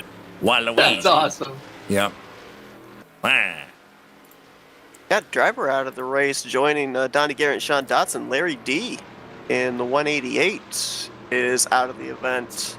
Oh yeah, just recently retired too. He's still showing lead lap status as of my last update, anyway. We got a. I don't know what you did, Blaine. You started. We got a Wah started in our chat now. Wah.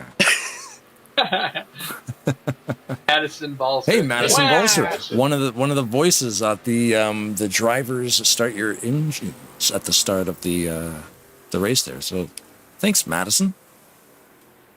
I hadn't heard voice of that. Matthew wants to know what the injury update is after the race. You know, it's amazing too. Like I've been around a while, and obviously played all the original Nintendo games in the 80s. And then, like, remembered when they created Waluigi. But Madison is Nate's daughter, so she was probably already alive when Waluigi had already been around. Like, you forget the age gap sometimes, because we're all gamers, right? You remember when they created Waluigi and Wario? You're like, what do you mean? They've always been here. No, they haven't. They haven't been. It was only Mario and Luigi. Gosh darn it. But then again, I'm also going to be 44 years old this year, so. Pumpkin says he's in race reporting, so he's driving out there yet typing on the YouTube chat. So Pumpkin, he's texting and driving, and he's doing all right. Is he in the 27th this evening? Is he driving? As long as he does He's- it under pacing. If he's doing it in the middle 3 wide, then I question that. Yeah. Don't distracted driving, Bob. He's doing all right. You can see he's swerving. Substituting for Gary Heisen tonight, who couldn't make it, probably do a powder outage. We forget to talk about some of the drivers we may not have seen in a while either. Like we've got, let me see, well, Bob Sire. Races in a lot of different leagues. Who else we got out here? I was going to go down the lists. We got Goodpaster in the race. He's headed to the pits right now, it looks like. Haven't seen him in a little bit. I have to give Bob Sire a shout out though, because in my go-kart racing, for real life, whatever, I was kind of looking to get us some tires and stuff, and Bob was generous enough to step up and got me a new motor. So, and that's helped immensely. That's cool. Yeah, racing community guys, the guys that I've never met, but I've raced with for a number of years, willing to help out a guy like me in my real racing career. That's pretty awesome. That is cool. Yeah, Jessica Shelton out on the track. Where was Toby Robertson out here again? Seen that name around a little bit. Because a little bit of pit strategies changed up the field a little bit. So we've got a few guys up there in the front that hadn't been there. Yep. Matt McCarskey's on the outside. Good to see him running up front and having a good run tonight. I always love these stats too. You've got the fastest lap of the night so far being held by Jeffrey Goodpaster, 47.7 seconds with an average of 200.254 miles per hour. And that again boggles my mind because that is an average lap time from the start finish line all the way back around to that same spot. So you need to average faster than 200 because they time it. Different time traps around the track. So to average 200, because they do about 200 miles an hour, but they slow down a little bit going into the turns. So when an average lap speed, to me, when it hits 200, it just seems astronomical. Like that lap is moving. Can you imagine trying to do this for real life? Mm-hmm. Go ahead, Seth. Andy Carroll says his wife wants to race her Mario Kart in here one night. I'm not exactly certain if I'm ready to see NR 2003 cars with Mario power-ups. That man, I tell you what, everybody be trying to drop to the back to be able to get the bullet build. That big purple shell. That turtle shell, yeah. I was just going to say, they throw that turtle shell right up through the middle, and I'm going to win this race. And all the fun and purpley games when blue you're one. leading coming to the checkered flag and the blue shell hits. And it goes through everything to get the leader, yeah. I like And the we're comment there. Getting ready to go back green with Robert Breedlove out front, Pat McCarskey on the outside. And again, I think we're going to probably see 3 wide by the end of the backstretch. Yeah, they let me down last restart. They waited. They did it though. They did it. It wasn't at the front like we had seen earlier. My favorite YouTube comment so far on the race this evening from Matthews is, where did it go? I just had it. No commercials. This is better than real NASCAR. There you go. We can put commercials in here if you want. And now, a word from our I'm just kidding. Click the description they didn't take long. below. Back 3 wide.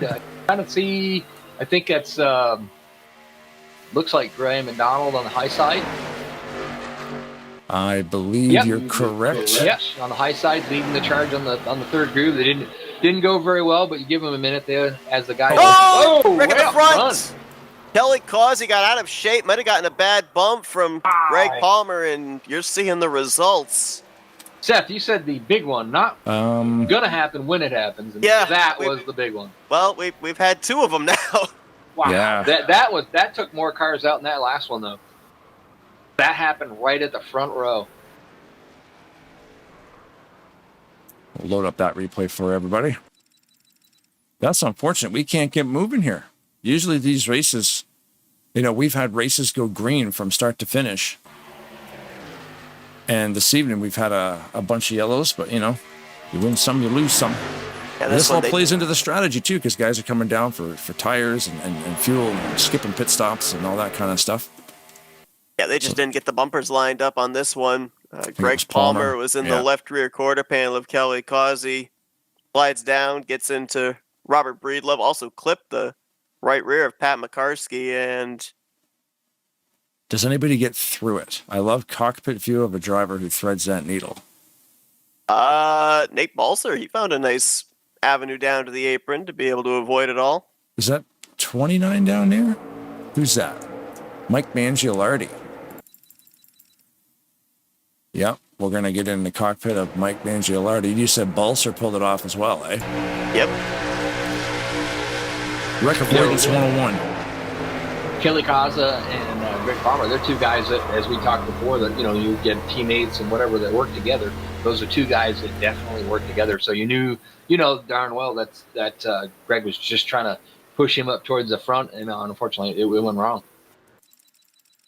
And then, of course, we talked about this earlier, guys staying out to lead laps and whatever, which doesn't mean nothing, but our current leader right now is Bob Spot. Flat-time drivers, though, even though the laps led don't mean anything in terms of accumulating points, but they'll stay out to gain that track position, hoping that they'll stay ahead of the wreck.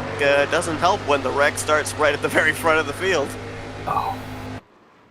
Yeah, like never know where it's going to strike. A lot of time it is just luck being in the right spot when something like that happens. It was always said, racing here on this track is like playing chess with 20 people all at the same time at about 200 miles an hour. Yeah. An average of 200.2 miles an hour. Yeah. It's crazy. Trying to get you, see if I can get the drone camera lined up here. I have to take away one of the pit cameras. I know we've had the yellow flags to mix things up, but one thing that I've noticed here in the first half of this race, not been easy to hold the race lead. I think the driver that's led the most laps so far tonight is Nate Balzer, and he led the opening stages of this race, led 7 laps. Nobody else has led any more than 6 laps aside from that. It's been very difficult for drivers to be able to hold on to the top position because of the multiple lanes that are available and the momentum we've seen all 3 lanes be able to get.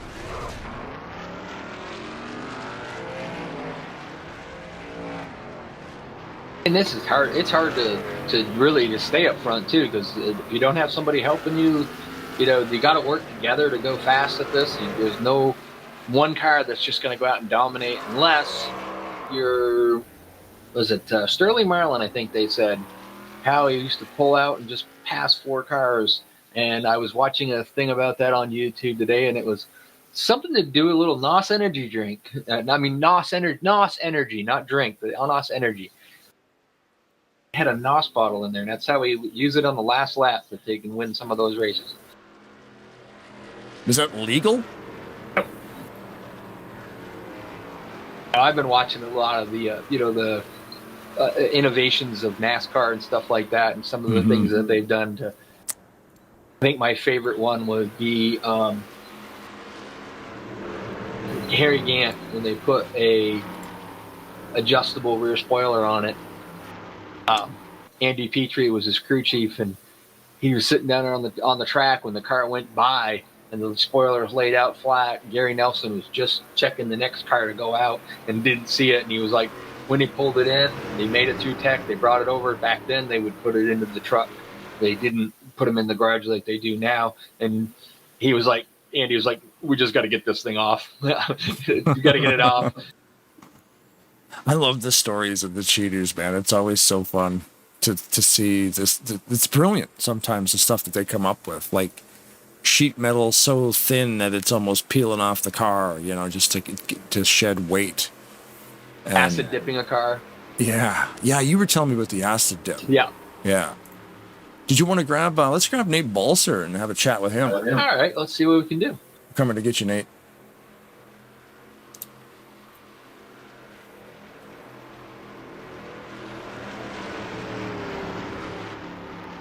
Nate Balzer live on Tarnation TV broadcast, buddy. How you doing? You got me, Nate? Doing good, hanging in there. There you are. Yeah, like what's the strategy, man? Because we're not really getting too long of these green flag runs. Guys are just topping up. I'm just trying to just kind of hold the position the best I can, and trying to get fuel every time that I go in. Try to help towards the end there. Maybe we won't have to pit with the rest of the guys and keep us in a good position. And looks like we missed a wreck back there, which was pretty good. So my question would be, so we were talking a little bit earlier about how some of the guys like Kelly Kaza and Greg Palmer always kind of work together. Do you have any good friends out there, good teammates that you usually, kind of hang with? You got somebody out there that's going to be there and help you if you can get the opportunity to get to the front? Well, I got a couple of buddies. Yeah, I'm actually behind one of them. And there's a couple of other guys out in the field, and there's a bunch of other ones that usually, they're guys that you can count on. But I'm behind one of them right now. So that's good. I mean, either way, win or lose, if we can keep it up front here, maybe get a podium spot at best. I mean, with a full field like this, we'll see what we can do. Looks like RJ just pulled down. I think he might be. No, I guess not. I guess he was checking out the rear of Graham McDonald's bumper. I'm sure it's still lined up. Yeah, looks like I'm on the inside, which is what I didn't want. Oh, so there's a question. Your favorite spot clearly is not the inside. Where would you rather be, in the middle? For the greater part of the race, I'd rather be up top. It's just faster, and that's where I'd rather be. So I'm kind of cringing right now. Does a no damage? It's hard to get up there. Does a no damage race actually affect where you would rather put the car? Like if damage was on. I think it's more of a mental thing. It's like you almost for a lot of guys, you almost feel like you're almost invincible, which isn't a really good thing. Could cause a wreck more. But then it's got its good thing. If you get flown up in the air, you might still have a chance. Right. Yeah, I always wonder. I'm always curious about that. Like if you change your strategy based on something like that. If there's damage on it, and you usually would only run moderate here. Yeah, so we'll see how it goes here. All right, well, he's getting ready to go green. We're going to get him back down there. Have a good one. Thanks, Nate. That's all right. We just had to get. I knew he was going to be going green. They didn't take long to get. Oh! Oh no! Stacked up in the back. We got one around, but I think we're still green. Bob Sire went around. Pace car has not moved. Down below the racing surface and at the rear of the field, so we stay green at this point in time. They didn't really Sire. kind of go 3 wide this time. They're just kind of sticking with the 2 wide. I think that little episode in the back kind of stopped them from doing a 3 wide, but I'm sure you give it about a half a lap, maybe a lap, and they'll be right back out there. Yes, they're already trying to work the high line out there. Trying to form up. Yeah, just looking at the replay there, it just looked like a stack up. And it's just a domino effect.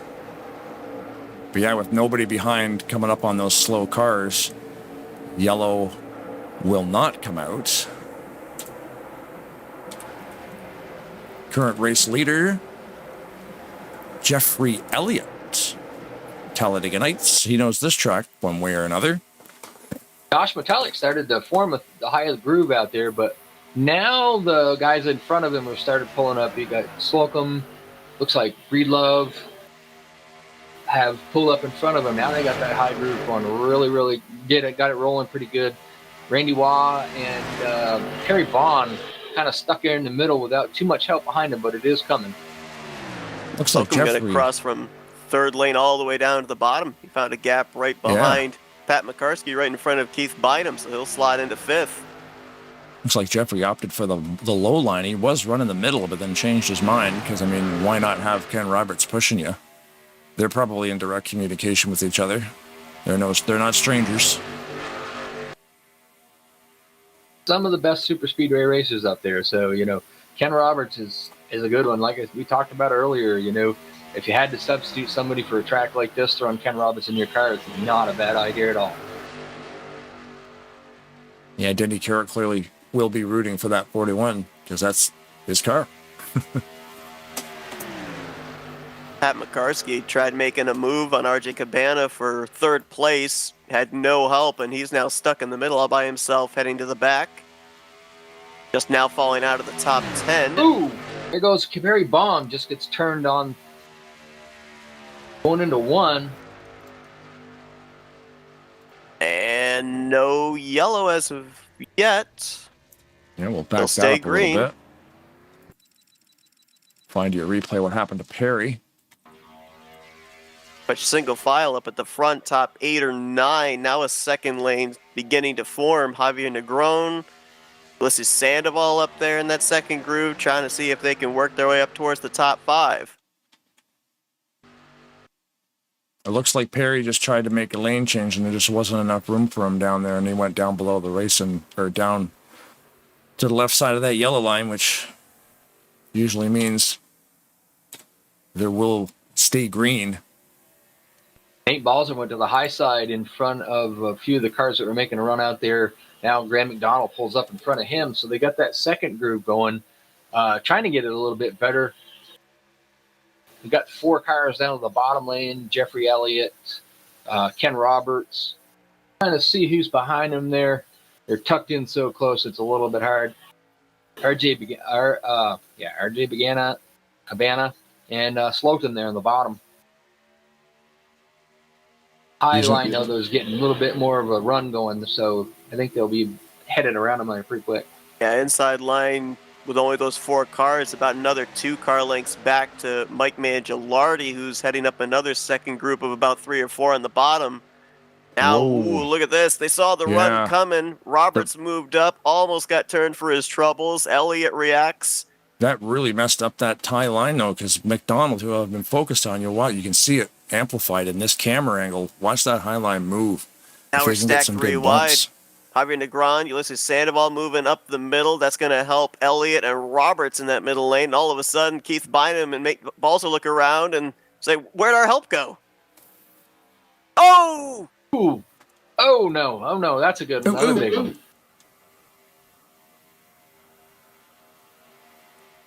Jeffrey Goodpasser in that one again. Somebody give Farrell a push. He's on his roof. Okay, he's okay. We're good.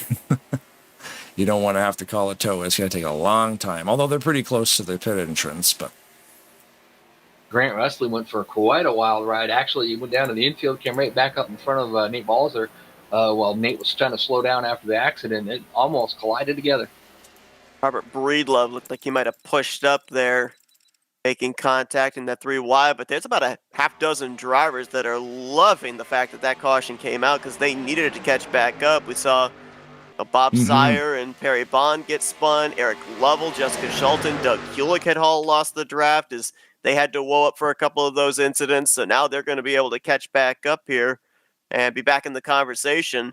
Also, the timing of this yellow is very interesting because we'll probably end up going back green somewhere around lap 45, 46.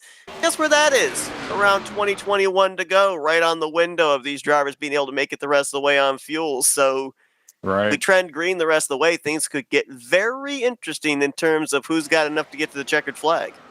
And I think you'll see a difference too, because let's say hypothetically, Seth, you're one of them drivers that's your mentality. You're going to try to make it. So you may have been a driver that's already been out there running up front, running, trying to lead the most laps, trying to do. Now all of a sudden your mentality changes. You go to the back of the field, per se, and try to stay at the end of one of those lines where, as you spoke of before, the accordion effects brings it back, and when it gets to you, you have to lift. Well, that lift is saving fuel. So you might see some drivers actually that have been a little bit more aggressive be less aggressive to try to save fuel.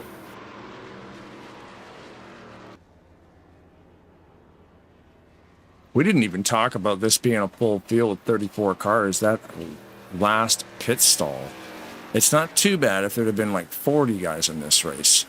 Is the 34th spot, are you able to hit the commitment line at 55 and still get woed up for that? You should be all right, eh? I think so. I think you should be able to. There's a race off pit road there. Everybody driving right over that official. Somebody's doing the hot pitting just right. Sometimes you can get in there quick, and if you got one of the end pit stalls, that can be an advantage. Although the downside to it is once you get going, it's a long drive, 55 miles an hour. Got Noah right in our chat asking how a car can randomly shoot up to the top of the track. In that case, there was a little case of what we like to call bumper grab in the corner. Robert Breedlove in the 931 got just a little too close to the back bumper of the 29 of Mark Mangialardi. And when Mangialardi slid just a tiny bit up the track, it hooks the 931 straight up the racetrack, and that brought about the contact that led to the wreck. But especially in super speedway racing, there's a lot of different facets that can have the car go up the racetrack. Specifically here at this racetrack and a lot of the other Talladega-based tracks, on that inside line off the corner 2 and 4, the exit onto the straightaway, that car will tighten up. Usually that right front tire heat will build up. The car will build tight going off of the corner, and it will want to push up a half groove. And when you're double wide and 3 wide, that outside line car has to be aware of that situation. Certain drivers have different ways of being able to counter the car pushing up the track. They'll breathe the throttle a little bit, try and allow the car to be able to gain the nose, get into a straight line before they pick up the throttle again. But a lot of different drivers have different ways of being able to counter that. And that's also a big part of why sometimes we'll see that middle line, that outside line end up getting a lot more momentum on the straightaways because they can keep their foot in the throttle. They don't have to necessarily back off to be able to make sure they make the corner and don't have that tight sensation push them up the racetrack. Just checking up on Nate Balzer. He came out of the pits, and next thing I know, I saw cars passing him. I think he got an end along this line penalty. Still got time enough to get back near the front, but that's that can hurt you a bit right there.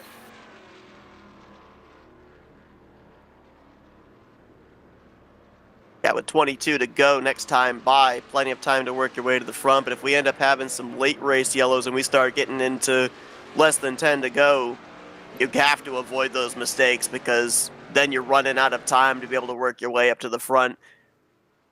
It's a big field still. We've still got 31 drivers running all 31 on the lead lap. So if you find yourself towards the back of the pack with single-digit laps left, it's pretty unlikely you're going to work your way up to the front of the field unless you end up having maybe a big wreck happen in front of you and you get through it around the point of no return with the race ending under caution. It's pretty much the only shot you've got.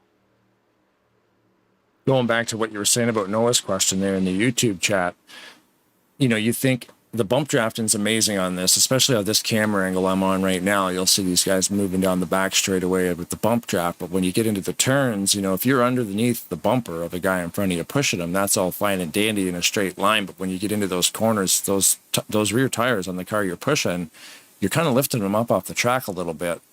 So that's when they could get really loose. And if the car decides to turn a little bit, it's just amplified by the fact you're going 200 miles an hour and those wheels are moving at full speed. And then the thing will just drive straight up into the wall. And, with damage on, we would have seen a lot of cars retiring. Oh, yeah. So it's a good call in a special event that, is doing the donations and stuff to definitely turn the damage off. At Talladega, they'll rarely ever run realistic damage just because it's just one of those things where the bump draft is so fun. Realistic, you could actually damage your car. So we leave it on moderate on super speedways. So you can get a little bit more friendly. Back when you and I were doing the Sunday night thing for Talladega Nights, they ran with no damage. But the difference was how they policed that per se was the penalties. So, if you were to run into somebody, you could receive penalties, and that really made a lot more difference in how they raced. You could have an incident where somebody would, a big pile up, like we've seen a few of the big ones today, and even with the moderate damage, a lot of these drivers wouldn't be able to be back out there racing. And that series that we did on Sunday, they actually had no damage, but you just had to be careful because the penalties you could incur for being the one that caused the caution could hurt you pretty good. Right. Yeah, that worked out well. Yeah, just because damage is off is no reason to be a cowboy out there. You got to just, and nobody's doing anything on purpose out here. It's just there's a lot of cars, and it's just one of those days where, there's just not a whole lot of space out there today. And anything malicious, you would obviously be asked to quit. But, we've all raced with every single person on this track. Nobody's out here to do anything malicious. It's just a bunch of just unfortunate accidents, and, but it's still fun to watch. And then as it comes down into closing laps, like Seth was saying before with the fuel strategy now, we're counting laps and guys that clutch all race. And then I'm focused here, the leader of the race right now, Jeffrey Elliott, who does not clutch at all, but somehow finds a way on gas mileage sometimes, which boggles my mind. Yeah, but being the lead car, once they get you out here and going green, if you're pulling the field, you're not lifting at all. And it's the second guy behind you that the more it goes through that line, where that accordion effect comes into play, is where you actually were able to save a lot more fuel. As we're getting ready to go back green, Jeffrey Elliott, this is his track, so I guess you might as well have him up front right now. Well, we know where the driver mentality is right now. Top 11 stayed out coming to the 1 to green, so they're banking on another yellow. 12th place on back, they all came to pit road to top off the fuel tank, maybe plan this thing going green to the end. Be an interesting strategy to see which one works better. It's a time like this now that as we just go green, where you were talking about that strategy. It's been a caution race. There's a lot more cautions than I think we might have had a wreck back there. Yeah, one up into the wall, one up and over. That's Jessica Shelton. They were trying to make it 3 wide just past the start-finish line, and might have been a missed time to move up to that 3rd lane. Right away, we didn't even get warmed up on that one. Let's see what happened here. As I was saying, though, the strategy, that's been a caution-filled race. So sometimes that will make you decide to change your strategy. And then, of course, about the time that happens, then it goes green the rest of the way, and your strategy of thinking that you're going to get more cautions doesn't come into play. So if they were smart and they think they can make it now it's time to start saving fuel instead of coming down to pit road. I wonder, there's a lot of checking up on that restart for some reason. It just caused an absolute bottleneck. Right on board with Jessica to see what it looks like to go upside down. Fair point. I'm not exactly sure what's leading to the stack ups. We've seen it the last couple of restarts now. I don't know if it's drivers up towards the front trying to anticipate when the green comes out. Maybe drivers mid-pack trying to do the same, but That's the second straight restart that we've ended up seeing stack up accordion all the way back to the rear of the field. Yeah, it's weird because it's not like little bumps here and there. It's legitimate brake checking. And it amplifies if it happens at the front, or maybe not in the front, like even in the, like, you know, if say it happens in like row 8, and it's just like a wave, you know, it's a little bit more, and then once it travels through 15 cars, you're slamming the brakes on because it just amplifies itself towards the back of the pack. And then stuff like that happens too. And it's a wide track. There's you know, you can go around, but the banking and the grass and all that other stuff, it's just time for some fuel. The strategist that's on the YouTube chat, you know, the king strategist and Denny Carroll, who's always asking me, what do I do? What do I do? Because I'm a strategist kind of guy. He says the top 10 won't pit. Of course, one of them did. So I think you see some of the guys that are up there, they're trying to save fuel. They're trying to do the best they can, but they think they might be able to make it from here. Looks like the 80 just retired, Eric Lovell. Hopefully everything's all right there because we know he's part of the Big Stone Gap crew. Guys on the chat are asking, you know, how can I join this series? Well, you Talladega Nights and Primetime Racing League, look them up on Facebook. Then you go from there. They do have websites. I'm not sure exactly what the thing is for that, but all you guys out there, this game's a free game. You want to come? All you need is a steering wheel. You don't even need a steering wheel. Yeah, Andrew Miller. Cracks me up, that guy. That's so good. Yeah, I think Andrew Miller uses a gamepad, and Ulysses Sandoval used a keyboard. I'm keyboard warrior. Oh yeah, Seth is a keyboard guy too. Hell yeah. So, in the description. In the description below, the first link you'll see is obviously to donate to the cause that we're running for tonight. But Primetime Racing League on Facebook, their link is there as well. And being represented in this race is a bunch of different leagues. There's Talladega Nights, there's Primetime Racing League, and they have a series pretty much every night of the week. They have a truck series that runs Talladega. They have a car series that runs Talladega. They run the Aero 88 mod on a bunch of smaller tracks and different road courses. And there's really a lot of variety in that Primetime Racing League. So check their description out below, their Facebook page. They run an Aero 88 series on Monday, which doesn't necessarily follow like a regular schedule, but it's short tracks and big tracks, but they do not do any super speedways. And then on Tuesday, they do a Cup series, which runs the original tracks, and it actually goes based off from the 2003 schedule that's in the game. If you went into the championship mode in the game, they follow that schedule right to a T. With the exception, there are no super speedways on there. That's another great one. Like I said, both of those. And then, of course, as you said, they do a bunch of the Talladega track races from I think it's Friday, Saturday, and Sunday. And that's a good one to pull the super speedways out because they actually have a super speedway series, which is why they use Talladega. But a lot of fun to have that stock cup mod with stock tracks. So if you don't want to go into downloading shared folders and, you know, and I mean, all the tracks are free anyway, and pretty much every track on planet Earth is represented in this game. If you wanted to race at Monaco, you could. In a go-kart, you could. In a NASCAR, in an F1 car, you know, what's that other cube mod, which is silly, but it's there. We were talking about Mario Kart. You can race on Rainbow Road if you want to. Yeah, Rainbow Road's in here. People have created every racetrack in real life as well as all the fictional ones, and there's a lot of really good fictional ones. Like we race at Freedom. It's just a speedway, but it's not real. But it's real fun. Some good tracks out there too.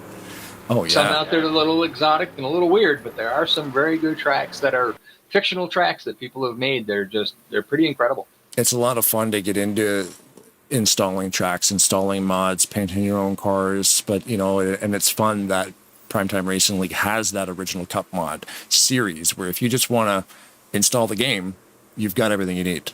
You've got the mod, which when it was released wasn't a mod, it was just the game.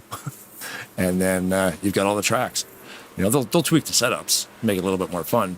And they run fixed. They don't have an open series, do they? I think all their setups are fixed. All of those are fixed. On Monday with the Aero 88, there's a setup. It's not going to be a really hard setup. It's a setup that's basically good for any driver. Anybody that's got talent will learn how to run it, and anybody that doesn't have talent, and I don't mean that in the wrong way, but a lot of people can't drive a loose setup, and these setups aren't going to be that way. But that series is run by Keith Bynum, and he does a very good job with that. We have a lot of fun racing. The Tuesday night is the Cup Series, but it's fixed fast setup. So that's the fast setup that comes with the game with no alterations whatsoever to it. There are a little bit different rules on Tuesday than they are for Monday and the other ones. More leaning in towards like what the racing was like at 2003.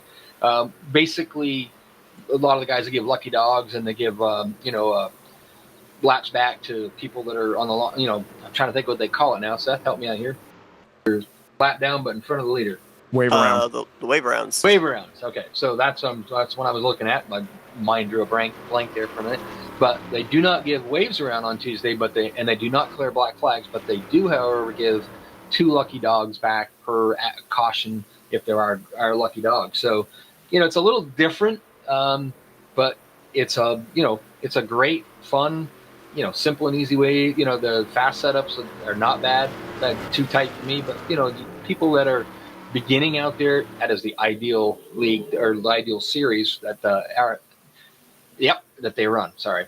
Yeah, and even the game, like the community in this sim, as long as it's been around, have just found out different ways to just keep it up to date. Like, it never looked this good when it was first released because graphics cards topped out around 2 gigabytes of RAM on board.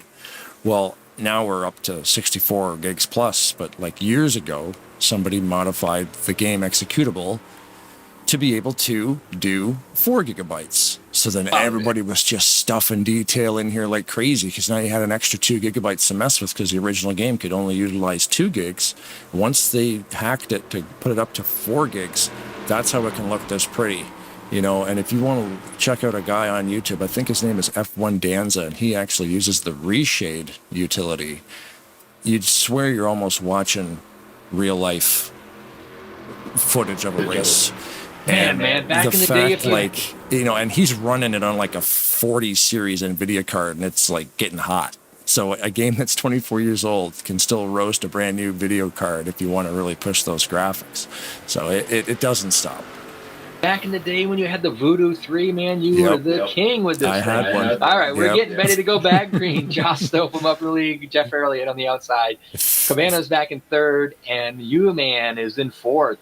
The 3DFX Voodoo cards, man. Oh, yeah, 3DFX I still have it Voodoo somewhere. 3. It's in a closet. All right, we're back somewhere. green, guys. Josh Slocum, a great start. Is that a good thing? We moved to the high side in front of Jeffrey Elliott, and we talked about that there in that couple of truck races back there we did where we knew that guys that were helping out other ones that weren't out there to win, they were out there to help their teammate. I wonder if there was a little communication going on there where somebody kind of backed off a little bit, let them get in front. Let's just play that for a little bit. Jeffrey Elliott and Slocum's been working pretty much together most of the night. Yeah, and Jeffrey's a good guy. You want him behind you. He knows how to push you through corners, and he can actually take a push through a corner too. A bunch of the leaders there during that caution period down on the apron, throwing in the clutch, coasting their way around. You got to wonder if they've got enough saved here. You talked about it, Rod, with being the race leader for a run. You're using up a lot more fuel than everybody behind you, and right now Josh Slocum is that said leader. Did he save enough where he'd be able to get to the checkered flag if he's able to lead the entirety of this run? By the time we get to the end of this race, Jeffrey Elliott doesn't want to find out the answer to that. He's jumping up there to the top side with Randy Waugh trying to make something happen. I find that curious because I would think Jeffrey might be in the same boat. Why does he want to break the air? I thought he'd just follow Josh. Me too. I was just going to say, I thought he'd just stay behind Josh and save fuel, and then he'd pull up on the high side, trying to make the outside groove. So Luigi. 3 wide again. They calmed down for a little bit, but now they're back doing that again. But of course, we're getting down near the end of this, so everybody's starting to jockey for position to get themselves in the best position they think they can get themselves in to try to be the leader at the end of this thing. Do you guys want to do a Crank It Up? Let's do it. All right, everybody knows what Crank It Up is. We're going to stop talking for a lap, and you can crank up your radios.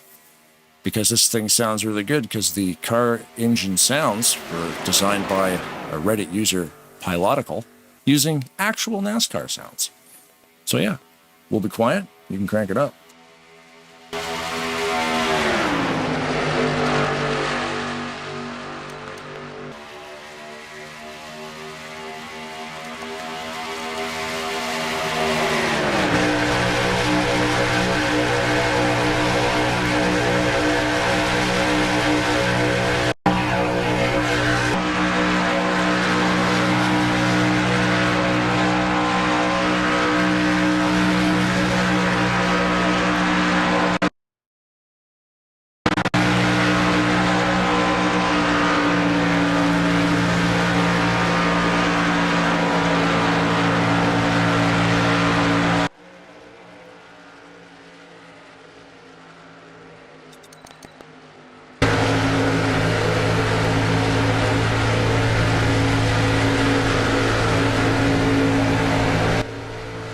Why you wanted to crank it Well, up. that crank it up didn't really work out the way I wanted it to. I wanted it to last a little longer. We've got yellow on the course. What was the car involved? The 12 one-round Mingus. Okay. Over in turn 1. We'll try it again. We'll try crank it up again here on the next time we're going green here. I'll get in the cockpit of somebody. And here we are, 3 wide. Here, Mingus in the middle. Yep, got a little bit around there. Robert Brelovin to 931. Near the back, they pulled the yellow out regardless. There were a couple of cars behind it, so whether being on the racing surface, other cars in the vicinity, they throw the yellow, which, again, for a lot of your race leaders is a welcome sight because they'll have another 2 or 3 laps to be able to start saving fuel, but we are getting perilously close to that time of the race that kind of called the point of no return around the lap 62 mark, where pretty much from that point on, the next flag ends up deciding the race. We will be in a race back situation when we do go green again. Slocum's going to have to slow down a bit here. You don't want to get in front of the pace car too much. I wonder if any of these guys, I mean, I'm thinking these yellow flags will probably be able to get them the gas mileage they need to make it to the end of this thing, right? I would think so. I was wondering that think myself. so. They were going to be, most of them were going to be about 2 to 3 laps short of making it on fuel Elliott. for those that stayed out 2 cautions ago. But now they're going to have a combination of about 5, 6 pace laps. That'll help them to be able to save at least 2 laps, maybe a third, maybe like 2.5 laps or so. So they should be good to make it the rest of the way. My biggest concern would be the driver that's led most of this, which would be that 2 of Josh Slocum. Like he'll be right on the number to possibly make it, maybe half a lap short. It just depends on how much he's able to save here. Yeah, and then tire wear is not a problem here. You can pretty much probably go a whole race without actually changing tires as long as you don't get into a spin or anything like that. But fuel, it's going to be close for him. Curious what's up with the 9. The 9 headed to the pits. Might not have thought he could make it. You know what I mean? It's even though the cautions come out, you've got to save. You really have got to save. As soon as the caution comes out, just gotta, if you're not going to be able to make it on the fuel. Seth said he thinks it's going to be close. I mean, he knows better than we do that. I don't know. That's a great looking car, Chris Elliott. There he goes here now. Makes me hungry. Yeah. Listen, actually, every one of these cars out here tonight look fantastic. He was in there for a long time. I was curious if he was going to get maybe stuck back there. It looks like he's outgoing again. Trendsetter's in one of the actual mega race cars there that they did a while back. He's in one of the old Air Force cars. Chris Elliott on pit road, and I don't think we necessarily give out an award for most pit stops in a race, but a lot of drivers have to, I think by now, know all their pit crew members by their first names. Alex Moe's been on pit road 14 times, Jessica Shelton 13 times, and then Jeff Goodpaster and Chris Elliott 10 times. Actually, that was the 11th time on pit road for Chris Elliott. So least So amount either, of so pits. either they're very friendly or they have short-term memory loss and can't remember the faces of their pit crews and have to keep coming down to remind themselves. So here's another thing that's interesting. Some leagues, since we're talking about leagues with the people in the YouTube chat here, some leagues actually have a tire limit. So you can pit as many times as you want, but they can run that. Yeah, they can run that race replay through the analyzer, and if you took too many sets of tires, they'll penalize you for it. So you might have 4 sets. Wednesday night, I run on a league where you have the set of tires that you start on, and you have 4 tires to use at any time. You can put 2 rights on, 2 different times. You can put lefts on, or you can put 4 on all at once. And then if you do exceed the limit, there's a 1 lap penalty. I'll tell you what, it makes saving your tires and racing smart a whole, just a whole different game from it. Yep, they do that on Monday nights at Rolling Thunder Gaming as well in their Bare Bones Racing series. And to your point, late race cautions make things very interesting in that regards too, because you'll have a plethora of strategies at that point in time. So so you'll be given, say you're given 4 tires. You got the 4 you start the race with, and you've got 4 behind the wall.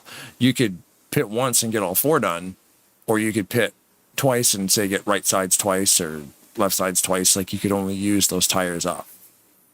Can the race replay analyzer tell which tires how many you're actually burning? I'll tell you how many you changed. Right. So it'll say 4 or 2. Yep. Okay, cool. So you can just do right sides all day and really stretch those pit stops. Yep. Yeah. I have to laugh at the chat. The guys are talking about, we talked about a little bit about the mega marathon race that Jeffrey Elliott held, and it's a really cool event. I am the team owner of the Red Hellcats, and I'm proud to say that we took the last mega marathon race with John Wall, Denny Carroll, and Randy Waugh. And John Wall's on there saying, as long as I don't fire him, there ain't no way I'm going to fire my boys. My boys are good.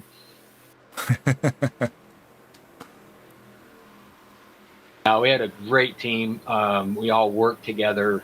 We have a way of doing things, Denny Carroll and I, and we, like I said, lost a couple of drivers. We brought in John Wall. He has been a big help with it, and I was very amazed bringing Randy Wall over, how well he fit right in with the team, and we just had an awesome run, and I'm very proud of the guys. And none of them are getting fired. If anybody gets fired out of it's going to be me.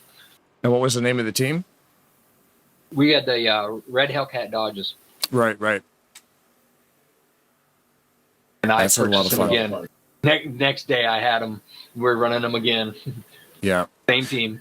It's like you almost just want to keep that team, and because a lot of times those races too will be pay to enter because they got to pay the broadcasters. Yep. And everybody loves a broadcasted race. So it's like, hey, it'll cost you $5 or $1 each or something, like, to get your team in, right? Like if you're going to bring 5 guys, it's going to be $5 or whatever they set the number at, depending on the deal they cut with the broadcaster.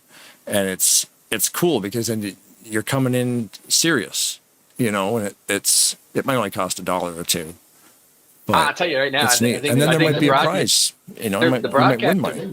The broadcaster does its charging way too much because it costs us $20 to buy a team, but I'd gladly do it. It's a great thing. Seth's the broadcaster, by the way. I just wanted to let you know. And $800 I was per wondering broadcast. if he was ready to throw down or something there. I was trying to figure out where this one was going. It's fun though because they'll charge for the entry fee, but then they'll pay the broadcasters, and then they'll have a winning purse. So you'll come out of that race and the team will win $200 back. So it's a pretty cool gamble if you can pull it off.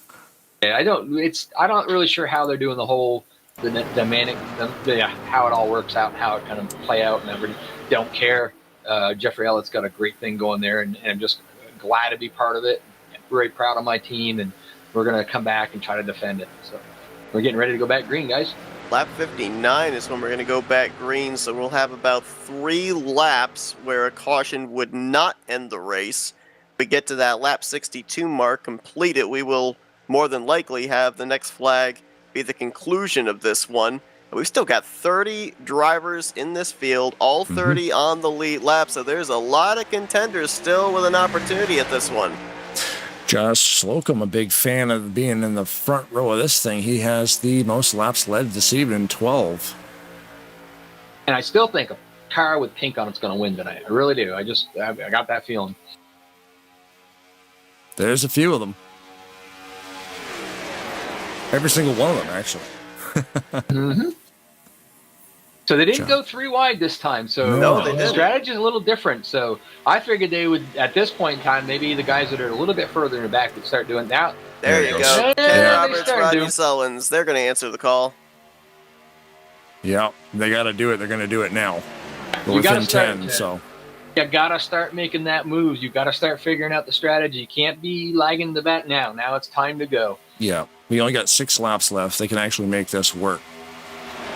You know darn well, as soon as they start making any gains up there, guys like Pag, U-Man, Roberts, Wah, that was in second group, they're going to start sneaking up in front of them if they start making hay up there. That top line, big bump there on that top line. Boom, look at that. Ooh, big Wow. stack up there. It's about 5-6 cars all shoving down the back straightaway. Love that camera angle. Oh, we got one around in the back. Like cautions out. Race back to the line. Ooh, Paglia looked to make a move on Cabana, who slammed the door. Sandoval now looking around the top. It's not a race to the proverbial Ooh, checkers. Whoa, that was close. Close. I think Cabana barely got it. He did. But this was a battle to get yourself set up for the final restart. That's why they were racing as hard as they were. This race will get back green. Maybe with a green-white checkered, maybe a one-lap shootout, but right there was drivers trying to figure out just how close to the front they were going to restart. Here's the replay. It's funny why that Alex Moe ain't been up there, but you know, you take that guy and put him on Michigan, forget it. It's all done. Oh yeah, he'll walk away from everybody. He's crazy at Michigan. I don't know. There was a point, myself and Jess, I think it was back-to-back broadcasts we had on 2 different nights at a super speedway, and Alex Moe started out back in both of them, and he ended up winning both of them. Yep. That's his MO. He loves to start at the back and work his way to the front. That's his mo. The thing about it is, though, here, I mean, you got to have friends, and so if you got the right people out there that want to work with you, you can make up the ground. But if you don't have anybody helping you, you're just not going to get anywhere. That battle back to the line there between Cabana and Sandoval, 9 1,000ths of a second. That the National Guard machine just barely edged out to be the leader on this upcoming final restart. Let's take a look at that in a replay. And you saw in the middle of that wreck, the 33 of Jeff Goodpaster. He's come to the garage area, so he will join Eric Lovell, Larry D, Donnie Garrett, and Sean Dotson out of the race, leaving us with 29 drivers remaining. Out of the 29 drivers, how many do you think have the opportunity to win? All 29, if it all plays in their favor. Never know. It's super speedway racing. You can never count anybody out. We've seen some of the racing that me and Blaine did on Sunday. We've seen drivers that were 12th, 14th, last lap coming to the green. Somebody up front messed up. Next, they just kind of zigzag through the cars that were spinning and come out and win it.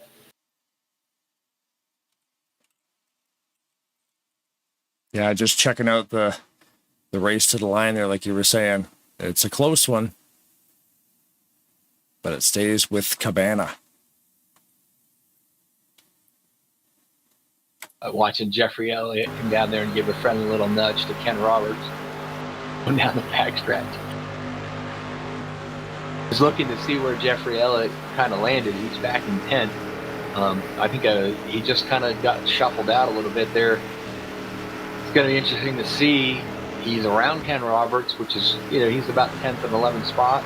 To see if some of these guys can get hooked up and maybe get on that third groove, get their way back up near the front of this race. We've talked about friends, we've talked about alliances, we've talked about teammates from other series all working together. That's out the window on this restart. Your friends are where you find them at this point in time. If you see a run, if you see momentum, you're going to try to be a part of it regardless of who's involved. trying to give yourself the best opportunity to get to the front. If you're Cabana or Sandoval up here on this front row, you're going to be making your rear bumpers as wide as you possibly can to keep everybody else behind you and force them to have to push you, hopefully, to the race win. We're just swimming around here looking inside these cars. Some of these Sullins cars, man, I do love these uniforms that he creates. You can always tell a Sullins car because it'll have the Sullins stamp on the side. You can always tell a Sullins car. I do have a little personal beef with him in that regard, but Thursday nights he's got Grant Wesley running a throwback to Darrell Waltrip Mountain Dew car, and you got Ken Roberts running a throwback as well. I'm sorry, Grant's actually Gatorade, and Ken Roberts is Mountain Dew.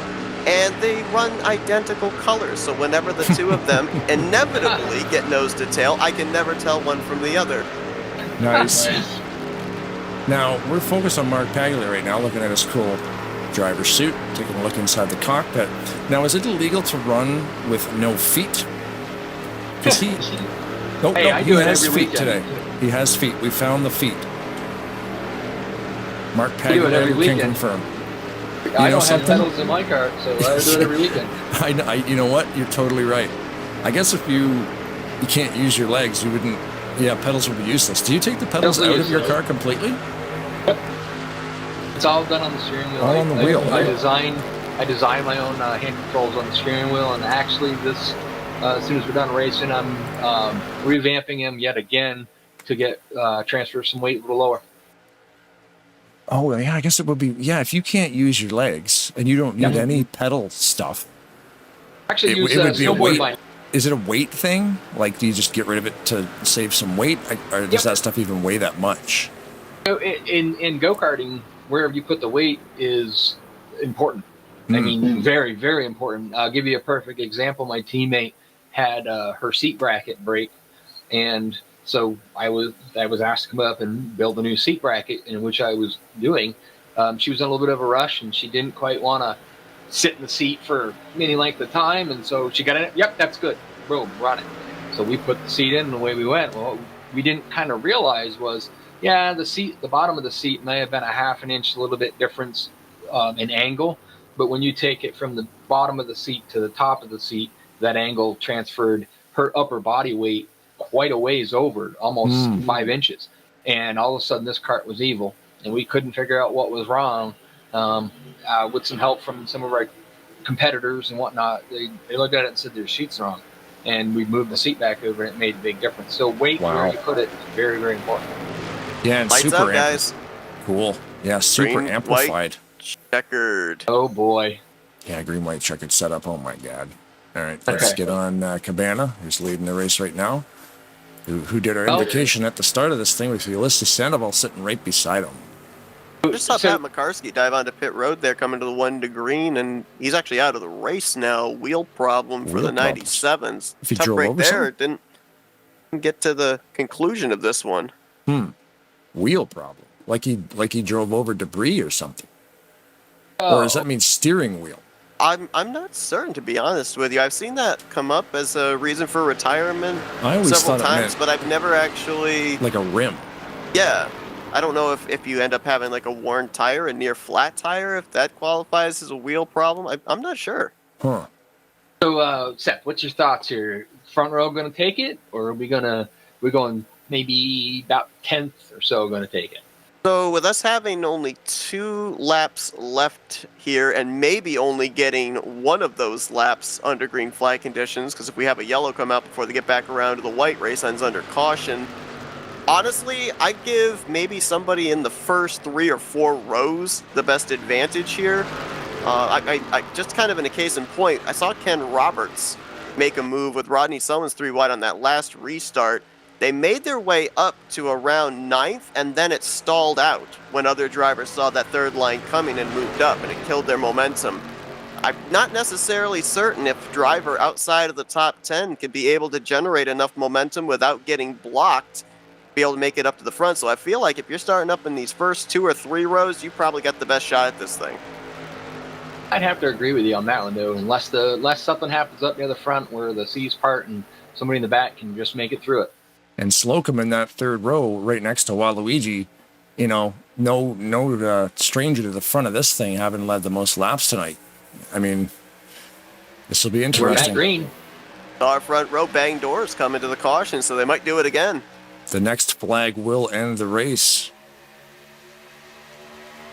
Boy, that outside line was really broken up. Inside line's well formed. Let's take the spectator cam down the back straightaway. We're not going to see much of a second line, really. There's nobody there. RJ Cabana put on some good... Oh, we got a wreck, but the caution is not out. The car's wrecked below the racing surface. Did you see the move that Grant Wesley made right from the high side, tucked right into an open spot, right into fourth? 3 wide. Wesley moves out. Somebody's got to go with him, otherwise this isn't going to work. Oh, car in the Jeffrey wall. Elliott. Jeffrey Elliott. He's pointed straight. We're still green. Oh, Nate there's the caution. Balser. Yep. There's the caution. Race is going to end under yellow. Not winner. enough time for Paglia to make a move. Cabana is going to win this race under yellow. Wow. Unfortunately, I saw Nate Balser, the guy who organized this whole thing, up in the air back there in the tri-oval. Grant will give him a little bump. Cabana in the right spot at the right time, takes the win.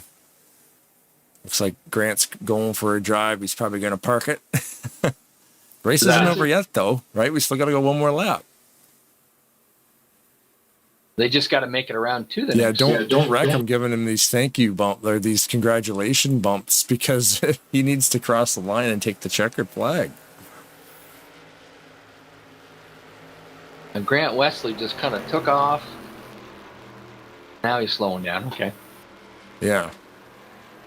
I mean, it doesn't matter who crosses the line. RJ Cabana in the 889 wins this race. So congratulations to RJ. It's a pretty tight finish. 34 laps under yellow this evening, unfortunately. 35, actually. Cabana started this race from the 10th position. And he spent a good portion of this race up inside the top 10. I mean, you know, we end up having a number of yellow flags, a number of drivers involved in at least one, if not multiple crashes. I don't really remember seeing this National Guard Chevrolet caught up in too many incidents here tonight. He did a pretty good job of keeping himself away from the bedlam. Yeah, we focused on him a couple of times getting through the wreck, or getting through the accidents. Well, there's the pace car. That's what we're waiting for. But yeah, we focused on him driving through those accidents and finding his way out the other side. So yeah, he kept his nose clean. And Randy Waugh finishing fourth. He's been up there pretty good. There it is. The race is official. The checkers are up, and the first position goes to RJ Cabana. Give him that checkered flag. Oh, Rod, you were right. A pink car won the race. Yeah, absolutely. I'm sorry I ever doubted you. Yeah. I told you a pink car was going to win. I didn't think it was going to happen. And well, you know, that's why I usually win most of my bets playing, because you know you go the other way. I need to smarten up and start listening to you. Yeah. Congratulations to RJ Cabana.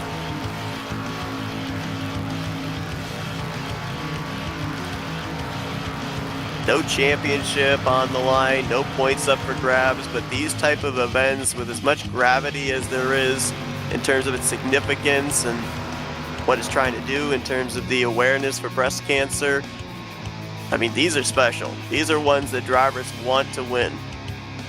Yeah, it's very cool. I'm going to check the donations here when we exit out of the race, and you guys can do some interviews with the drivers. I'll start collecting some info and see how much we're ready. I'll start calling them down here, Seth. All right, let's see if we can get a hold of third place finisher. I was going to say, did you want maybe Mark grab Nate first? Or do you want to save Nate to the end? He's the organizer. Let's save him for the end. Okay. So here comes mine. Hey, Mark's the guys up here in the Tarnation TV booth. You got us? Yeah, I got you, man. I'll tell you what, we talk a lot about the timing of that last yellow. A lot of times we'll see it when you guys have just crossed the start-finish line, so you have a little bit of time to prepare, but that green-white checkered, not knowing if that caution was going to come out on the white flag lap or the lap prior. We saw it right there through the tri-oval. Not a whole lot of room on the racetrack to be able to make a move. I mean, were you trying to set up Cabana for a move there at that point in time? Were you waiting, hoping to come around to the white flag? What was the scenario there for you? Yeah, that was my plan. I was coming out of turn 3 there, and I thought, I could get around him, but I didn't want to wreck him. I could have really pushed the issue, but I really didn't want to wreck it. I wanted to finish a clean race. We've had so many cautions, and he deserved it. And Grant, both of us were together, I think, almost all night. So we had a good tandem going with the Grant and myself, and RJ did an awesome job getting up front. So yeah, I was going to try to pass him, but again, I didn't want to wreck him. We ended up seeing a number of drivers on, I think it was like that third to last caution. We were right on the fuel number to be able to make it the rest of the way. You and a number of other drivers didn't want to give up that track position, utilize these late cautions to be able to save fuel. Afterwards, where were you at? Like, how many laps did you have left in the tank there when we got close to the end of this race? Were you guys good?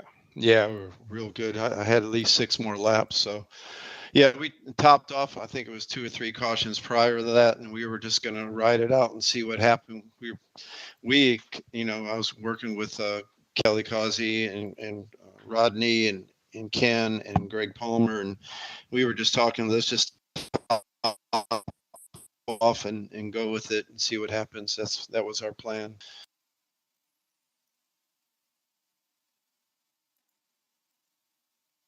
Rod, you got any questions for him there? Oh, I'm good. All right. Well, I enjoy you guys. Appreciate the race and all you guys do in the booth, man. Thanks. I'll give you shout outs, bud. Thanks a lot, Mark. All right, guys. Have a good night. See you. And we've got a hold of our second place finisher here tonight, Grant Wesley. Grant, guys up in the Tarnation TV booth, you got us? Yeah, I got you guys. I'll tell you what.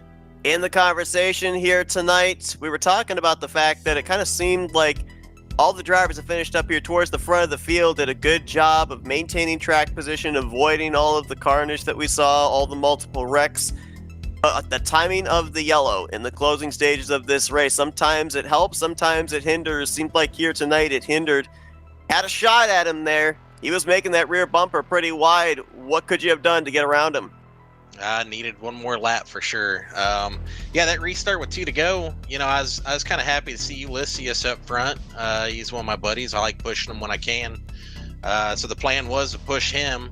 Unfortunately, he just didn't get the start, and I shoved him, and it kind of hurt both of us a little bit. And that bottom lane opened up, so I just moved down there, and that was a great move. We were making a head of steam down there, and let's see, Randy Wall, coming off turn 4 there. Unfortunately we got the caution. I hated to see all the cautions in this race. But yeah, the caution came out coming off 4. Randy made a move, and then unfortunately, whenever you're the guy 3rd or 4th in line, all you have to do is do the opposite of the guy in front of you sometimes. And I just kind of juked him, and I was able to get around Randy and race Mark there to the finish, which, by the way, I am officially 3rd. I passed Mark on accident under caution. I figured it was easier to pass him under caution. Well, Grant, that's a great strategy. Well, Grant, I got to ask you too, coming back there to the prior caution that set you guys up for the green-white checkered, obviously at that point in time, we knew we were going to be going back green. We didn't know how many laps it was going to be, maybe a 1-lap shootout, maybe a 2-lap shootout, end up being the 2-lap shootout. But at any point there, coming back to the stripe, do you maybe think about giving up a position to a driver or trying to gain a position on a driver to make sure that you're in the lane you want to be on that final restart? Yeah, I definitely did that. I was behind Ulysses there coming to the stripe, and I tried to give him a shove to get out there and race so he could race for that pole position, but I definitely lifted to let Mark get in front of me so I could be on the outside. I thought that was a great move that you made from, there. You went from the high side all the way to the bottom side. I didn't realize that, you were trying to work with you, man, and then didn't work, so you just dropped down there. But I had mentioned that. I was like, wow, that was a bold move from pretty much the high side right down to the opening in the bottom. Barely fit. Yeah, that's the thing about super speedway racing. It's all improv. I mean, you can lay out a plan the way you think things are going to happen, but rarely does it ever work that way. And it just really worked out in my favor. that bottom lane just opened up for me, and we definitely had an opportunity, but it got cut a little short. Great run for you tonight, Grant. Shows you second, but as you said, finishing third. Still a podium run here tonight, and kept that number 88 up front the entire evening. Before we let you go, give the opportunity. Thank you, sponsors and shout-outs. Yeah, this breast cancer awareness race, just thanks to Nate Balzer for putting that all together. I just want to offer a warm hug to, just anyone that's ever had to deal with family members fighting, just really any kind of cancer. Also, sending some love out to Bob Dixon. He's kind of fighting that right now, and he's got good nights and bad nights, but, we all cherish every night we get with him. And, but yeah, just a warm hug out to everybody. I'd like to thank PRL and Talladega Nights for everything they do, offering up the server and helping put this together. The admins here, there was a few of them that came together to put this event on. Josh, Chris, Jeff, Ken, Graham. I hope I'm not missing anybody there. And I'm going to give, FRN a shout out. Seth, thanks for joining. Blaine and Rod up here in the booth. You guys are great together. I really enjoy watching these broadcasts. I'm looking forward to this one for sure. My teammates with XFM, my friends and family for watching, and my girlfriend Brittany. That's Grant Wesley, third place finish here tonight in the breast cancer race for the cure 175, and I think we've got a hold of him now. Let's see if we can go down to victory lane, get hold of RJ Cabana, tonight's race winner. RJ, guys up here in the booth, you got us? Yes, I do. Tell you what, when it comes down to the end of the race and these type of things, especially with the multiple late race cautions we had, it's track position and the ability to block, and you had some really well-timed blocks there to be able to keep the runs from the second and third lane from blowing on by you. You were able to manage them, have them to your advantage to keep you out in front. But a 2-lap shootout there to try and keep the hungry pack at bay. How nervous were you? What kind of plans did you have formulated? And how were you ultimately able to keep them all in your rearview mirror to pick up this victory? I was just trying to keep in the top 5. I figured with all the yellow flags that were happening, that track position, like you said, was definitely key. So I made the call around the middle of the race, lap 31, when there was a big yellow, and I just topped off fuel right before that. So I made the decision not to pit, stay out, get the track position, and just try to maintain up front, because that's really where you got to stay. And then obviously fuel saving mode underneath the one yellow, trying to get underneath the lap count so I can make it to the end of the race. Once I got it to the end of the race, then my strategy went to, all right, where do I got to be? What line? What, I was usually in the top 4 restarting. So, if I was low or if I was high, I had to time my restarts and try to get back down on the bottom, because the low line was really where you had to be on the yellow line pushing. I was with Josh Slocum for a while. He was running a really good race, so I just said I'm going to stay behind him, draft with him for a little bit, see, and just try to get to the end of the race. But, yellow after yellow kept happening, so I just had to time my blocks, like you said. Once I saw the top line get a really good run, that's when I really shot out to the front. When I was behind, I think it was either Ulyss Sandoval or Jeffrey Elliott, when they were up there, I saw a good time run from the top line, so I just went high, and they just gave me a really good push. Mark Pagula gave me a really good push by them, and then the rest was really history, just trying to maintain the lanes and stay out front and keep it clean, These type of races, the type of special events, especially ones like this that have such a great cause that they're backing, have a lot of gravity in them. A lot of drivers really put it at the top of their list that they want to win a special event like this. And we talked about racer mentality, how sometimes this kind of a race where there's no championship on the line, there's no points up for grabs, but there is a lot of specialty to being able to win an event like this. It can kind of change the way that a driver races. You talked about all that strategy that you formulated there to have yourself in position to win this thing, even back around the halfway point of this race. If this were a normal league race and you were trying to fight for a playoff spot or trying to win a championship, do you continue on that same path of strategy or do something different? Was there a mentality change in your approach to this race as opposed to a normal league race? Not really.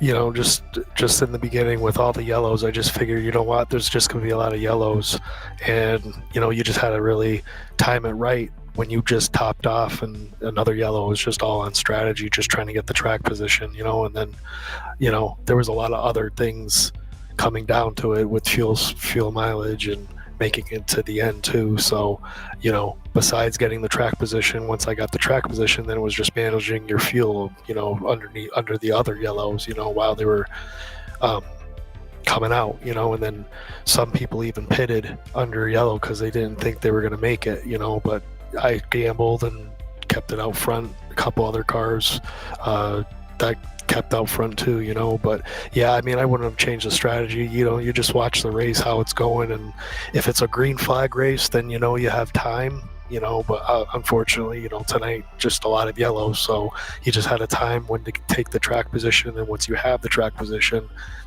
just to keep it, go to the next strategy. Okay, I have to make fuel, and then once you make the fuel, then you're just like, all right, what line do I got to restart in? And so yeah. Well, the gamble absolutely paid off. You're the one in victory lane here tonight. Job well done there on that final restart, playing great defense to be the first one back to the checkered flag. RJ, we'll let you get back to your celebrating here in just a moment, but we're turning the floor over to you, handing you the microphone to be able to do some special victory lane thank you sponsors and shout outs. Yeah, I'd like to thank Nate Balzer that put this whole thing together. Really appreciate it. Got a lot of good drivers to come out. It's a really good cause. I did donate, so I definitely, just for the cause, anybody listening that is watching the race, please, scan the QR code. That's the whole reason why I came out tonight. I'm an avid breast cancer awareness. I used to collect the yogurt tops and send them in just to have the company donate, when they had that going on a couple of years ago. So it's definitely something close to my heart. Just appreciate you guys, Tarnation TV, putting this on, Blaine, Rod, and Seth, and then, shout out to the whole field. Wish it went more green tonight, but appreciate everybody coming out and all the great paint schemes too.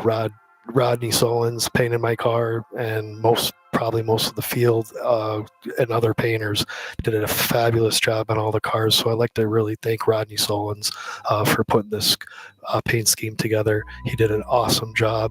If you need a car painted, go to Rodney. He's the man. And thank you, Talladega Nights and Primetime Racing League. Both really chipped in tonight to really put this event on. Appreciate all the hard work. I really do. And I really enjoy racing here. Thanks, guys. Shout out to my sister-in-law, Holly. Thanks for watching. And my family, Crystal, Jack, Luke, and West. Thanks, guys.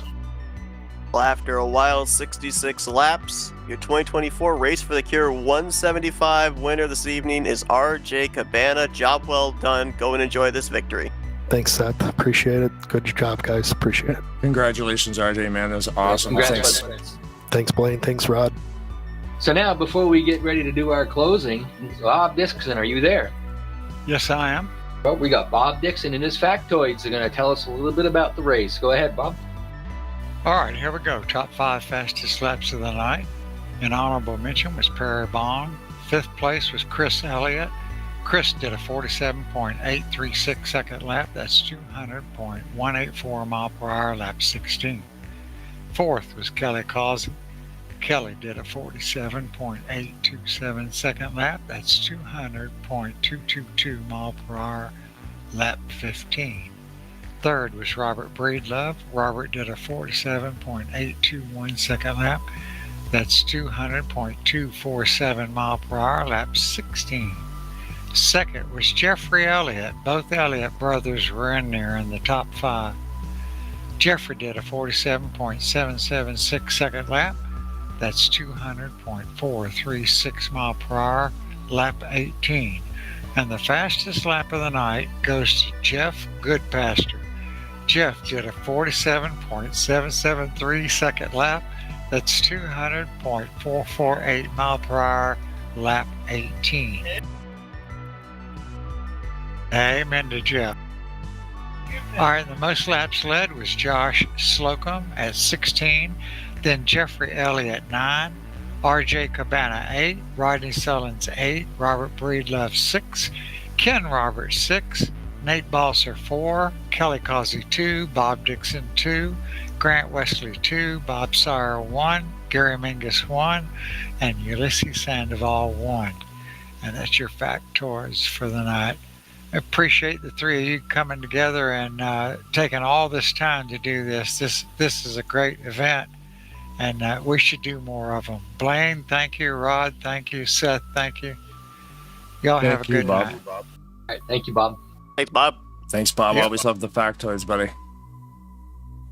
Yeah, man, I'm a little under the weather right now. We're glad to see you can make it and give us a factoid tonight. Thanks, buddy. Yeah, man. Have a good night, Bob. Thank you. Good night. Mr. Bob Dixon in the 43 with the factoids. Always got to hang around for that. The Balser house had a power outage, so we're not able to get a hold of Nate here to close it out. Yeah, I just saw the crew jumping into the YouTube chat there, letting us know the power went down. So Nate was able to finish the race. It might have been on his roof, but he wasn't able to hang out for the last 15 minutes. So if the power went out at the right time, at least he got to run the race. I can pretend I'm Nate. Do you want to? I can do my Nate impression. Oh, you have a Nate impression? Yeah, let's check it out. Watch. Hi, I'm Nate, and Tarnation TV's the best, and this race was great. That's spot on. You got me. War, he was right beside me. Thanks, Nate. Like we gotta say, man, like to be able to tap Tarnation TV to broadcast this thing, and he also came up with a suggestion to pull Seth in here as well, because having three guys on a race this massive is cool, because we can definitely focus a lot more on the YouTube chat, which was very, very active tonight, which is a lot of fun. With three sets of eyes paying attention to that thing, it's a lot easier to, like, I know I can watch that chat for 10 minutes and not worry about having to talk, because I got Rod and Seth in my back pocket, and then it's the same all the way around. So it's super cool. Seth, thank you very much for coming in here and helping us out this evening. Thanks to Nate for letting us do it. Yeah, I had a blast up here with you guys. You know, we've done this before. When I got the opportunity to be able to do it with you guys again, jumped on it. And shout out to our YouTube chat. Very engaging here tonight. Very interactive. Everybody that tuned in this evening. I don't think we ever dipped below 30 viewers. So appreciate everybody that tuned into this. It's these kind of events. Even something as simple as a sim on a computer brings an entire group of people together for a common cause. not just any sim, a 25-year-old one. Yeah. And it's showing me here. There's 318 hits on the thing, and that's pretty neat. That's high. That's cool that a lot of people were watching that. And I did check the numbers on the donation link from when the race started to now, and we gained a couple $100 on it. So nice. Awesome. Thank you everybody for chucking your dollar bills at that thing, man. So and keep it going. The link's not going away. It's gonna stay there. So if you're watching this race live, awesome. If you're watching it tomorrow or whenever you're watching it, it'll work. So definitely click it or scan the QR code with your telephone device. Mobile device. Just glad to work with Seth again.